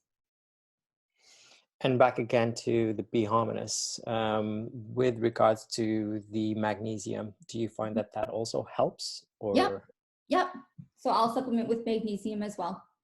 But just supplementing with magnesium, just giving them a histodiao, just reducing histamine with quercetin or nettles, that's not really getting to the root cause of the issue. They're always going to have to take it. So that's why I try to eradicate as best as possible the Blastocyst hominis. And then they can take those histamine modulators as needed. Thank you. Yeah, that covers it. Okay, this is my favorite page of the GIMAP, the intestinal health markers. I actually always have a look at this first, and I'll show you how we do that when we go through our case study. This is looking at elastase, which is a marker of pancreatic exocrine function. Steatocrit, is there fat present in their stool? There shouldn't be. They should be digesting and absorbing all their fats. Beta-glucuronidase here, look at how high that is. We're going to zone in on it. This is estrogen recycling, so the gut can be contributing to estrogen dominance. So if you have patients with migraines, fibrocystic breasts, heavy cycle, consider looking at this and lowering it. You can lower beta-glucuronidase with calcium D-glucarate, but I'm also going to show you a list of the bacteria known to increase beta-glucuronidase and go back even a step further and target reducing those bacterial strains. Fecal occult blood. Here we're looking at secretory IgA, so you can see in this patient that their immune system is quite low. The immune system, we don't want overreactive, but we don't want it underreactive, of course. I aim to be around 1,000. Anti-gliadin IgA, marker of gluten sensitivity, calprotectin inflammation, and zonulin, for those of you who have access to zonulin on the test, is a marker of leaky gut. So here, elastase, we talked about this. The thing to consider with elastase is, if we're looking here, elastase level of normal is greater than 200, but optimal is greater than 500. And if you look in the reference guides as well for the GIMAP, they're showing that optimal is greater than 500. When it's low, it can indicate suppressed pancreatic function, gallstones, hyperchlorhydria, especially if H. pylori is present, cystic fibrosis, poor insulin sensitivity and control. So my common approaches, if I'm seeing lower levels of elastase, is, again, I love the betaine HCl. It's the highest dose of betaine HCl that I've seen, 750 milligrams, as well as you might want to consider using the digeszymes if you're seeing lower levels of elastase, as well as elevated steatocrit, fat present in the stool, because the digestive enzyme contains ox bile as well. It also contains DPP4, which helps breaking down gluten and dairy. So between the two, I'm looking at which one would benefit the patient most. Steatocrit is a marker of fat being present in the stool. Fecal fats are normally emulsified by bile salts and absorbed by the small intestine. High levels of fat in the stool may be indicative of maldigestion, malabsorption, or steatorrhea. So consider using the digeszymes. Another one is the liver gallbladder complex. That one also contains ox bile, which is a really great one to consider too. Beta-glucuronidase here. High levels of beta-glucuronidase can indicate unfavorable metabolic changes in the colon. Beta-glucuronidase may indicate dysbiosis and interference with phase 2 detoxification involving glucuronidation. So again, if you have too much of these types of gut bacteria, they're going to elevate beta-glucuronidase, which is going to cleave off the glucuronic acid group, and then those estrogens are going to be recycled. I think it was Jordan that explained this to me, that you can tell your patients that detoxification in terms of the liver is putting estrogen into garbage bags. And the garbage bag, of course, is the glucuronic acid. If you have elevated levels of beta-glucuronidase, you can think of this as raccoons in the intestinal tract ripping open those garbage bags, taking off the glucuronic acid, and the estrogen becomes recycled. Of course, strategies for high levels of beta-glucuronidase: address the dysbiosis, may want to reduce these if they're elevated, promote bacterial diversity, tons and tons of cruciferous vegetables, as well as supporting the liver with key nutrients of calcium D-glucarate. Occult blood, of course, this is hidden blood, indicates the presence of broken down red blood cells, which may or may not be seen with the naked eye. Thing to consider here with a fecal occult blood, that bleeding from hemorrhoids or menses may not cause a positive occult blood test. because these types of red blood cells are mostly intact. If you do have a patient with hemorrhoids, their fecal occult blood test is elevated, I would recommend trying to do their best to clear those hemorrhoids as much as possible and repeat the fecal occult blood test, because positive results can indicate a bleeding ulcer, irritable bowel disease, cancer, polyps, upper GI bleed, etc. In addition, red meats, undercooked red meats, right before the test may cause a false positive. So when you're retesting, if this becomes elevated, try to do it on a day where hemorrhoids are not as much of an issue or healed, hopefully, and then make sure to avoid undercooked dietary red meats prior to testing, because that can create a false positive too. And again, looking at where is this occult blood coming from, investigating these underlying root causes, retesting is going to be important because the root causes can be more significant. Fecal secretory IgA, this is the primary immunoglobulin in the intestinal mucosa. It represents the first line of defense in response to antigens and pathogens. It plays a role in helping maintain a healthy gut microbiome and protecting against exposure from food-derived antigens. In addition to lowering pathogens, it's also known to promote a healthy gut microbiome, healthy beneficial flora. So we want to look at, is there GI infections and do we need to address them? Look at the other microbial imbalances. Chronic stress, of course, can reduce secretory IgA. We talked about that at the very start of the presentation. And strategies to increase fecal secretory IgA may include Saccharomyces boulevardiae, has some great research on it, colostrum, GI Revive, glutamine, as well as the nutrients to support the immune system in general, such as vitamin D, vitamin A, zinc. You can use the Zinc Supreme. My typical go-to is the hair, skin, and nails because it has vitamin A, E, D, zinc, NAC in it. If the secretory IgA is low, the gut immune system is suppressed, you want to look at underlying causes, antigen exposure, dysbiosis, chronic stress, even protein malnutrition can be associated with this as well. Look for infections, imbalances, support the adrenal glands.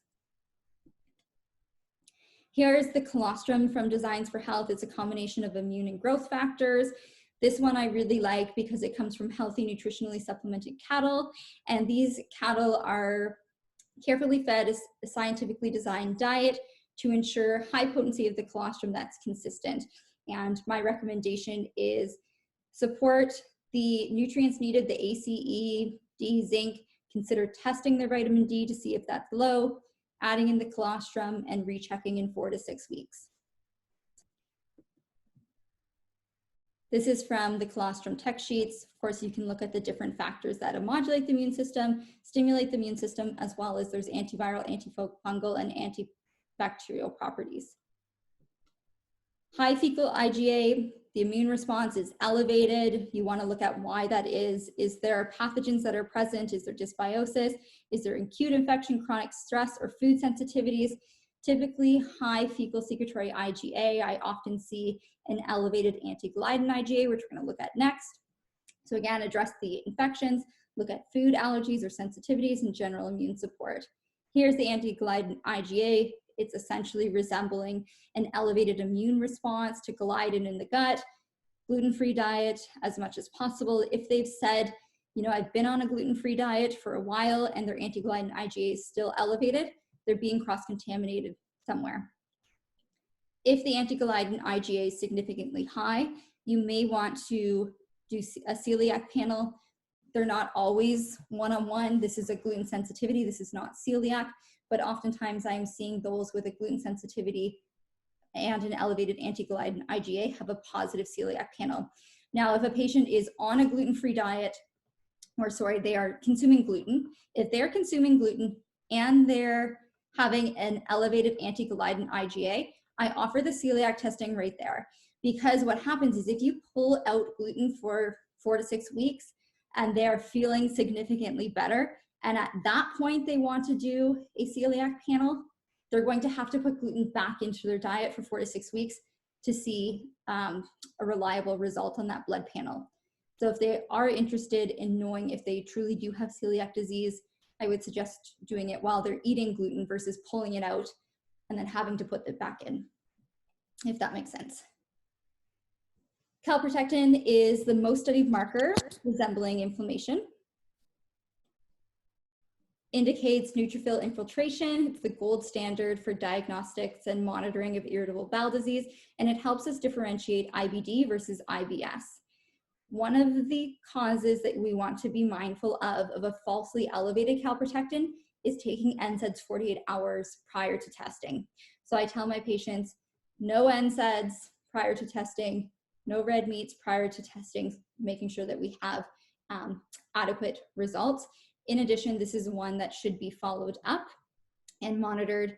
And I typically refer when I see a higher calprotectin level to confirm that, and looking at a referral for a GI specialist if irritable bowel disease is suspected. Therapeutic considerations, lowering inflammation in general. Curcumin is typically my go-to, but you could also use colostrum, aloe, GI Revive, resveratrol, omega-3. And the curcumin, again, we're seeing this veil form. So superior absorption because of the MCT oils and the vitamin E and the non-soy derived lecithin. It has a better cardiovascular safety profile than aspirin because unlike aspirin, it doesn't inhibit the arterial protective factor. So something to consider there as well. I also consider curcumin in autoimmune conditions, specifically rheumatoid arthritis, because it reduces the inflammatory response in terms of those autoimmune conditions. And this I added in here too. You may also want to consider curcumin for infections because it has the ability to boost NK cell activity and may enhance the body's ability to fight infections. So something to consider now, given what we're going through. Here's the benefits. Research supporting the use of curcumin extracts, multiple different conditions to consider using it. And again, this is on the DFH tech sheet.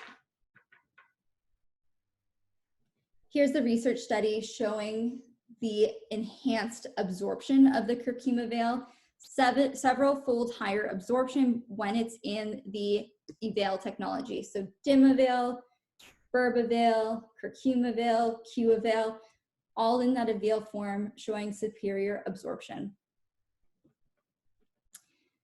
The zonulin slides, we're going to just go over really quickly because I know some of you can't measure zonulin on the GIMAP test, but zonulin is a marker of leaky gut. It's essentially representing that the tight junctions in the intestinal cells have opened up.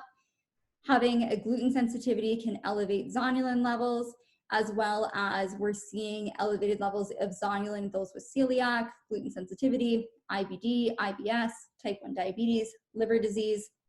And here is the research that's showing elevated zonulin levels in terms of the association between these conditions. Normalization of zonulin, you want to consider, my go-to is GI Revive. It has many of these nutrients in it. It's got right here, L-glutamine, MSM, another one to consider in Blastocyst hominis because it's a mast cell stabilizer, and acetylglucosamine that's shellfish free, DGL, so these are all ones that are going to be coating and soothing along with aloe. Mucin, this helps again with the secretory IgA. If that's low, consider adding this in. Prune powder and citrus pectin to aid in bowel regularity, and zinc carnosine, which is protective to the mucosa and anti-inflammatory. My recommended dose of GI Revive is a tablespoon in the morning, and if it's significantly elevated in terms of the zonulin level, I'm doing 1 tablespoon twice a day. Any questions on the intestinal health markers? Actually, there are a couple of questions. With regards to the anti-gliadin IgA, do you have a level where you want to see it below? Okay. I'd like to see it below normal, and one of the things that I wanted to mention in terms of that is you have to look at the total secretory IgA level. So if your total secretory IgA level is low, this could be an artificially low anti-gliadin IgA because your total amount of IgA is low, anti-gliadin could be falsely elevated. Correct. I typically like this just below 150, especially in someone who has been told they have celiac and they are carrying out a strict gluten-free diet. Their anti-gliadin should be low because they haven't been consuming it. If they're being cross-contaminated or consuming it, then I'm looking at, okay, we need to figure out those sources of cross-contamination. And it could even, a patient last week, it was simple as raw nuts. looking at, you know, the added ingredients that are on a lot of packaged food. I do have more of a remark rather than a question from one of the participants who has seen calprotectin levels of over 3,000 with a gastric tube. Mm-hmm. And that is with the assumption that it's only the gastric tube that's raising it as high. And there was a colonoscopy that was performed at the time, which was negative. Yeah, it's really interesting. I've also seen really highly elevated levels of calprotectin in children. So children typically have higher levels to begin with. So this reference range is for adults. So if you're running the GIMAP on kids and you're seeing elevated levels of calprotectin, I would recommend messaging DSL, or I can pull it up for you. The reference range for the children is a little bit different just in terms of calprotectin. Right. The other comment that I just got, and there's just been a little bit of a dialogue on it, was with regards to zonulin and why it's not allowed through stool. And if you don't mind talking a little bit about that. That is an Ontario regulation that stool zonulin, from my understanding, was just missed. So in Ontario naturopaths can run blood zonulin, but not stool. And my understanding was that perhaps they were applying to have that one run, but I'm not part of the board, and I don't know where that is. It's just not on one of the things that we can measure from Ontario-based naturopaths.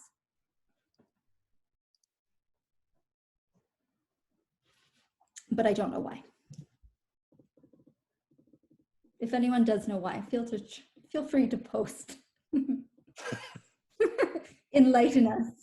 I think that's a common question everybody's asking. It's a mystery.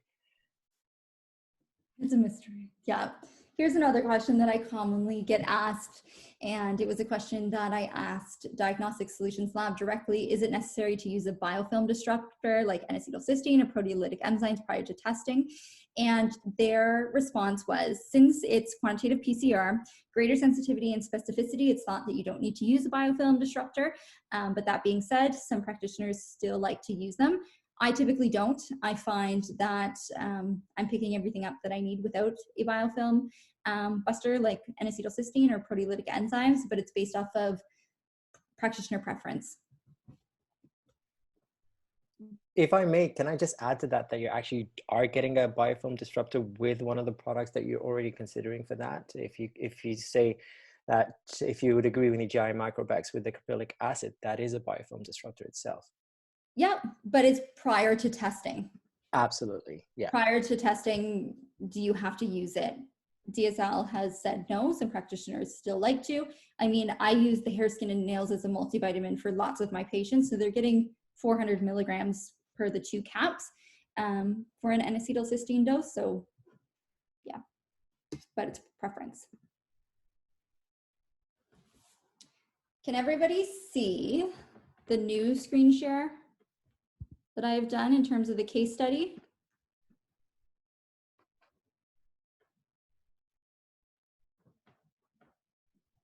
I see Jonathan raised his hand. I don't know if that means yes or that means question.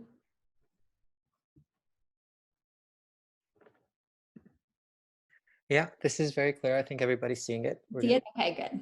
So I just thought I would go through a case study really quickly. When I run GI maps on my patients, what I actually do is I make notes on it and I record it for them. And the recorded video I send them prior to having a consult with them. The recorded video does not talk about treatment plans, but it helps to explain what each section means so that when they come into my office, they've already reviewed the video, most of them multiple times, and then they're ready to go, excited for their treatment plan. So I'm going to run through essentially what I would do on that video, and then you can consider if that's something you'd like to add to your practice. My patients really like it, and they often share it with their friends and family, and it's a great networking and a value item that we add. So this patient here was a 38-year-old female, chief complaints of upper abdominal bloating and diarrhea, fatigue, anxiety, past history of vitamin deficiencies. She was also having intermittent joint pain that started post-pregnancy. She was diagnosed with rheumatoid arthritis, but her rheumatoid factor, ANA, and anti-CPPs were low, but she was still brought in with the diagnosis of rheumatoid arthritis, but it was intermittent.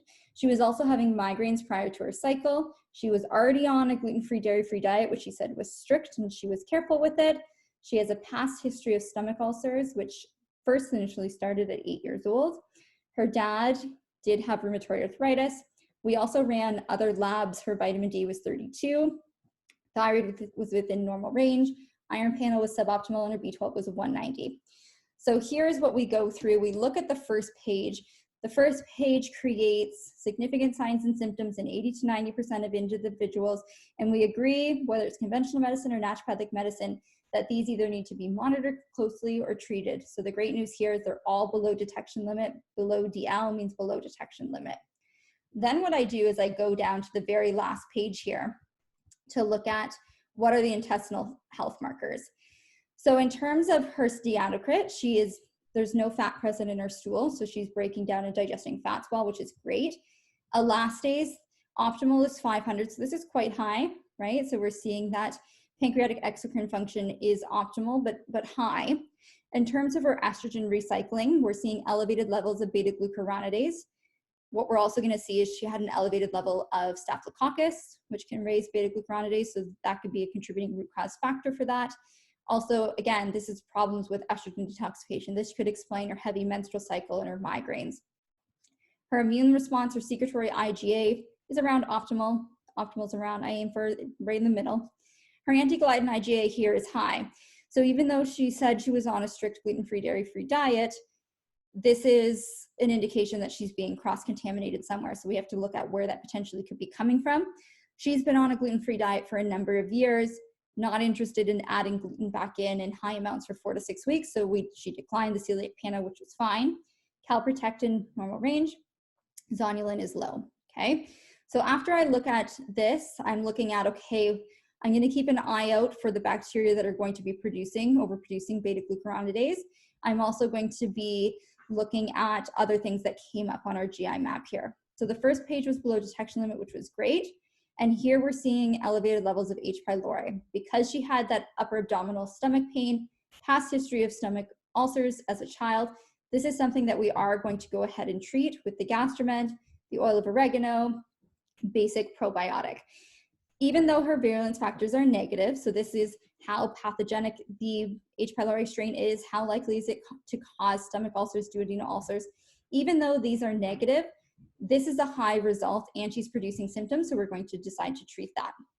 Normal bacteria flora, we're seeing elevated levels of Clostridia. Clostridia is in the Firmicutes class, and we're seeing elevated levels of Firmicutes. Staph and strep also fall into the Firmicutes, which we were seeing high on the next page. If we're seeing higher levels of Clostridia, this could be due to reduced digestive capacity or constipation. So that's something that we want to look at her history. Does she have constipation? How is she feeling post carbohydrates? She is currently on a lower carbohydrate diet because she explains every time that she eats carbohydrates, she really doesn't feel well. So that's something to consider supporting the body's ability to digest carbohydrates. Now, Firmicutes is high. So in this patient, you may want to not consider adding more lactobacillus and bacillus-based probiotics because they fall into Firmicutes and that can be further raising it. Her overgrowth here, of course, we're seeing staph and strep. So these ones should not be present at these high of levels in the digestive tract. They can contribute to the elevated levels of beta-glucuronidase. And we want to look at, okay, what gave these ones the opportunity to grow? So it could be, reduced digestive capacity, lower stomach acid. We're not seeing that in terms of her elastase level, but because H. pylori is high, that could be a contributing factor. Potential autoimmune triggers. Prevotella has been associated with rheumatoid arthritis. So the fact that her RA seemingly like intermittent joint pain comes and goes, we could have potentially just measured on a time where her Prevotella was lower. So that's something to consider.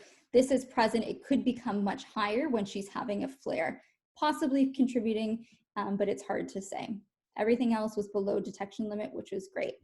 So what we did in terms of her treatment plan, we really looked at, okay, you need to look at where you might be becoming cross-contamination with gluten. So check every package, make sure that you're 100% gluten-free diet.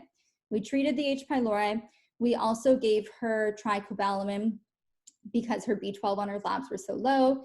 She also brought some genetic testing, which shows an increased propensity to a lower amount of B12. Here are the genetic SNPs that came up. Vitamin D, of course, because her vitamin D was low. And we used a higher dose calcium D-glucarate to lower the calcium D-glucarate here. Then the next phase after we treated the H. pylori was to start to incorporate N-acetylcysteine as a biofilm buster because the fusobacterium was elevated. And I used the N-acetylcysteine with the GI microbex in combination, continued on the vitamin D. Her migraines actually had resolved at this point.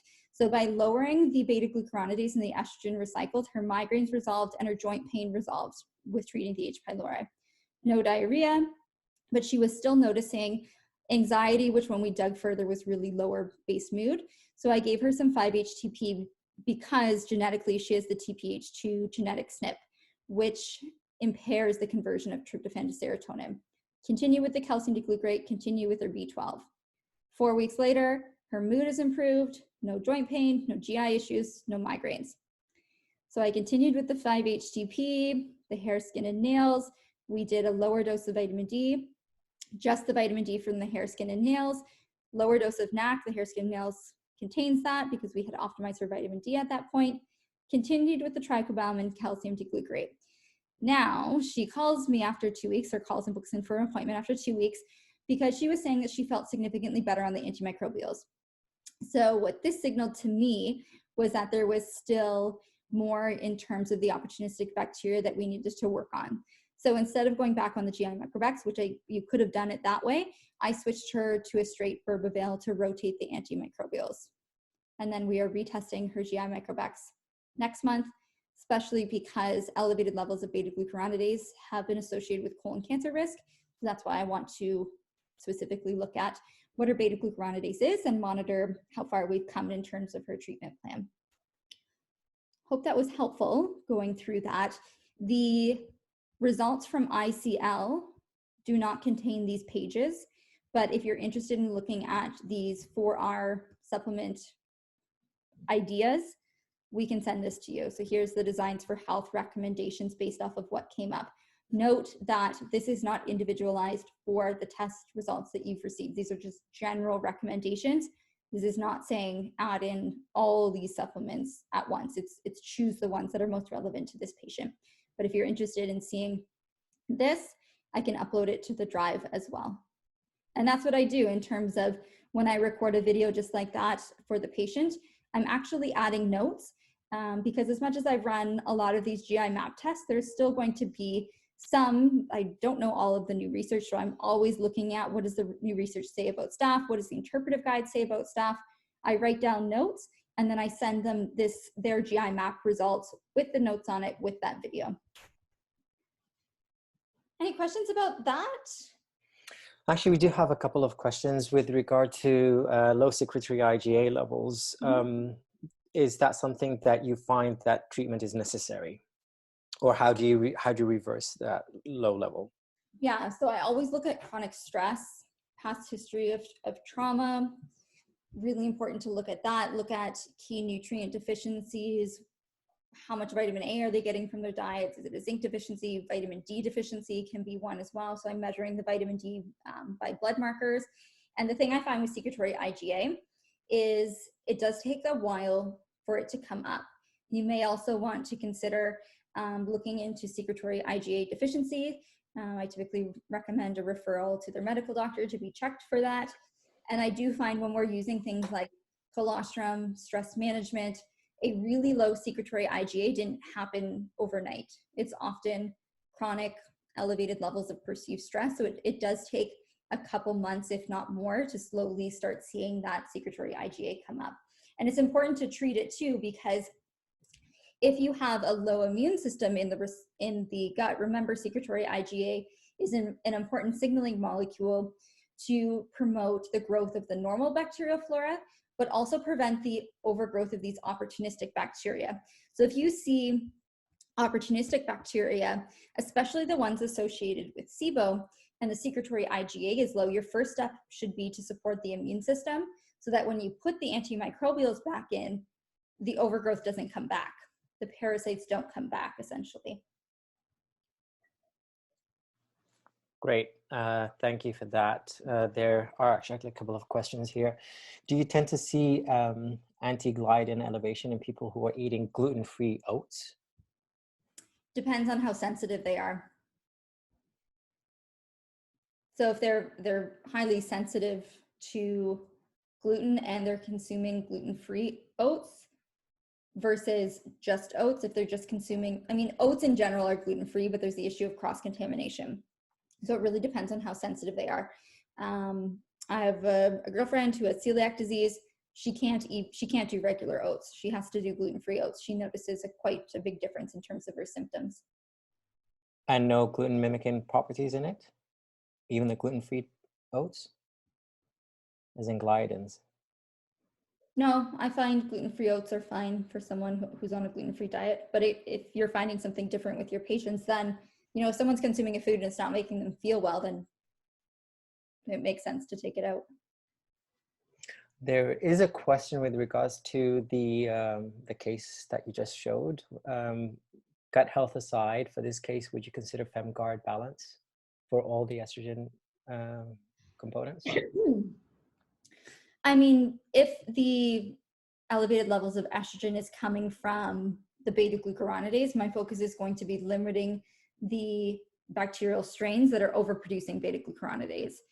And I typically go, this is just my treatment approach, higher dose of single type ingredients versus Correct. the combination products. But I use FemGuard Balance all the time in people who have hot flashes. It works really well.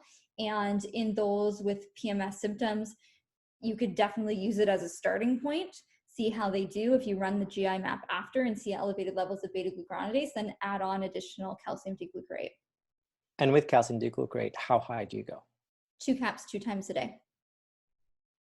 Which is like you've seen throughout the presentation, typically my approach is to go higher for a shorter duration. There are a lot of practitioners that start with 2 caps a day. So you can start slowly and see how it works for that patient and work your way up. My approach is just to go high and then wean down. So the 2 caps per day is the 1200, and then it's either 1200 milligrams or the 2400 milligrams per day that you're looking at. Yep. Okay, let's see. There's a couple more that are coming up here. Yes, we will upload the documents and the 4Rs, considering many patients test positive for multiple issues. For example, parasites, H. pylori, opportunistic bacteria pathogens, poor intestinal health, and many of your protocols with several supplements. How do you deal with prescribing too many products, especially in regards to patients' compliance and cost? Yeah, so if you're looking at whether you're removing something like candida or you're removing something like the opportunistic bacteria, many of these supplements overlap one another. You saw GI microbecs come up a lot in the presentation. So I'm using a higher dose of GI microbecs with the oil of oregano in terms of an anti-parasitic, antifungal, anti-SIBO approach that I use. So I'm using those 2 products. Then the next step, I'm looking at, okay, what is the normal bacteria flora? Can we use a probiotic to support that? Backing up to the very first step though, I'm not going to put anyone on any antimicrobials until I support their anti-gliadin IgA. And if their elastase is low, I'm supporting that first, right? So if they have H. pylori and that's negatively impacting their adequate levels of stomach acid, that's where you're going to need to start. You need to treat the H. pylori to get the stomach acid up before you put in antimicrobials, because if the reason the opportunistic bacteria overgrew in the first place, because there wasn't enough stomach acid, because there's a H. pylori infection, then you need to work backwards. Because if you just start with the antimicrobials to get rid of the overgrowth right away, the risk is that it could potentially come back. So trying to look at the intestinal health markers first and say, okay, what's going to be phase 1? Phase 1 could be a gluten-free diet and the calcium D-glucarate. And I always ask the patient too, right? If I could wave a magic wand, what is the primary symptom that you would want gone right away? I want them to experience the symptom relief that they've come to me that is most important for them. And then we would have a conversation if it's something like, okay, these migraines are really, really bugging me. I can deal with the abdominal bloating. Then we might choose to use the calcium D-glucarate first, then go on to the H. pylori treatment after.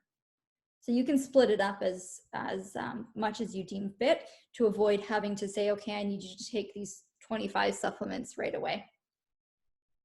25 is an exaggeration. Fair enough. I have a question with regards to causes of high staph and strep. Constipation, low HCl, anything else? There are aerobic bacteria, should not survive in the gut. Yep, they should not be surviving. I mean, if we're looking at staph is typically present on the skin, and that can be a commensal within the normal range. And the fact that it's able to pass through the stomach via the stomach acid, then we're looking at, okay, how did this happen? Supporting the stomach acid, making sure that constipation is not there, is going to be really helpful.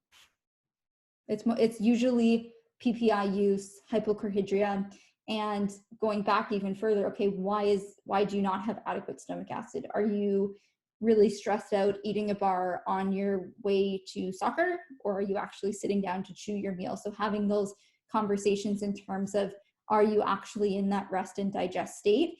And if not, can we prolong that fast or skip that meal, consuming your meal at a time where you're more able to slow down? Great. A couple of other questions. Actually, one is a comment also referring to gluten-free oats containing gliadins. And another one is actually with regards to a patient who's presenting with lymphatic colitis, not tested for GIMAP. Starting points, what would you do? What would you aim at? Main symptom is watery diarrhea interfering with life. And it's not possible to run the GIMAP. If it's not possible to run the GIMAP, even with explaining how beneficial it could be for them, I would pose the question, has their medical doctor done any testing that would be covered under their provincial health plan to determine why this is happening? I mean, you could always follow the 4-hour protocol and see how you do in terms of exactly, what it is said here. Start by phase 1, remove, phase 2, replace, phase 3, repopulate, and phase 4 is repair. Before I had GIMAP results, this is what my go-to would be, but oftentimes I was finding that I was either wrong a lot of the time, or patient compliance fell off because they weren't sure why they were taking these supplements because they didn't have the actual levels. And again, right, if you're following the 4-hour approach, you're also assuming that the secretory IgA is normal. You're assuming from a lot of the standpoints that elastase is abnormal, right? So it's saying here to replace with digestive enzymes. Well, potentially you might not need that. So really look at their symptoms and do the best you can, doing a therapeutic trial using the 4 or 5-hour approach and see how they do. Another thing to try too is if you don't think that they have any infections is try with a GI Revive. That often is quite helpful in healing and bulking up the stool. But again, if you're using a GI Revive, but you don't know if there's pathogens underneath, then you might be missing something. So it might be trial and error with that patient. Yes, the one comment that I have to make would be, even for this patient who's presenting with ongoing diarrhea, watery diarrhea, that would not be a candidate for GIMAP, as you cannot collect samples. One of the criteria is to have solid stool, formed stool. So that would be a little bit of an issue until you get them to that state, and then you probably would be able to do that.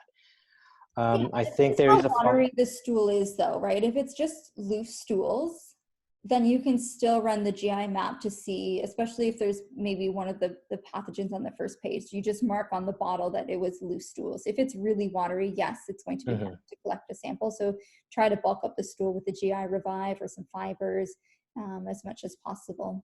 I think the follow-up to a comment from that particular patient is that that patient is positive to be hominous. So that's another thing to put into the equation. Yeah. And I think the last question was actually regarding diarrhea and the GIMAP. How hard is it to collect? Yeah, so we just answered that. Yeah. I mean, it's a very, very small stool sample. So what I've done is I've recorded a video of me unboxing the GIMAP test, showing them, okay, here's the materials that come in the box. Here's The little container, you only need a little bit of stool for this. The scoop is actually in the lid. I also talk in that video about how to fill out the paperwork. And this is something that really just streamlines the process, that I can give the patient the kit in office and say, okay, here's your kit. I'm going to send you a video on how to fill out the form. That's another tip that I find is really helpful to prevent emailing of questions and just save you time from repeating the same thing over and over again. Yeah, great idea. A couple more questions just popped up. How long do you wait till patients have finished antibiotics before you collect? Typically 2 to 3 weeks. And with fertility and overweight PCOS patients, would you use GIMAP to help with the treatment protocol and plan? Yeah, for sure. So in resistant weight loss, I'm looking at the Firmicutes Bacteroides ratio, because if that's elevated, Yeah. more calories absorbed from the food you eat, insulin resistance, lipogenesis.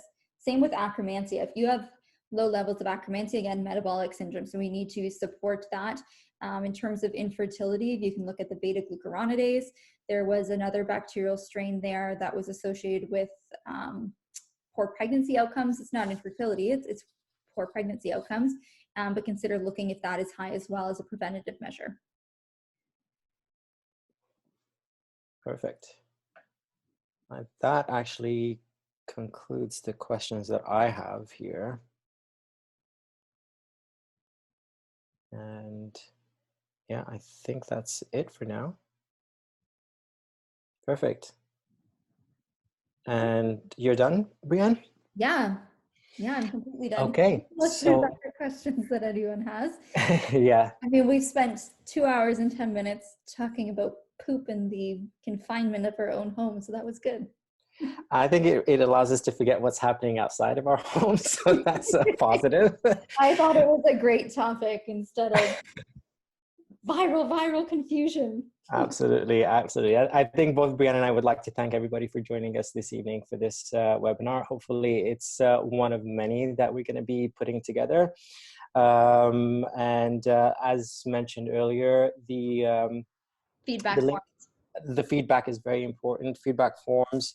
We're also going to be looking at sending you the interpretive guide. And of course, there is a discount code for everybody who did participate in this webinar for 15%. So we'll be forwarding all of that information to you tomorrow. And thank you so much again for joining us. And we look forward to connecting with you guys, and stay safe and stay healthy. Talk soon. Thanks so much.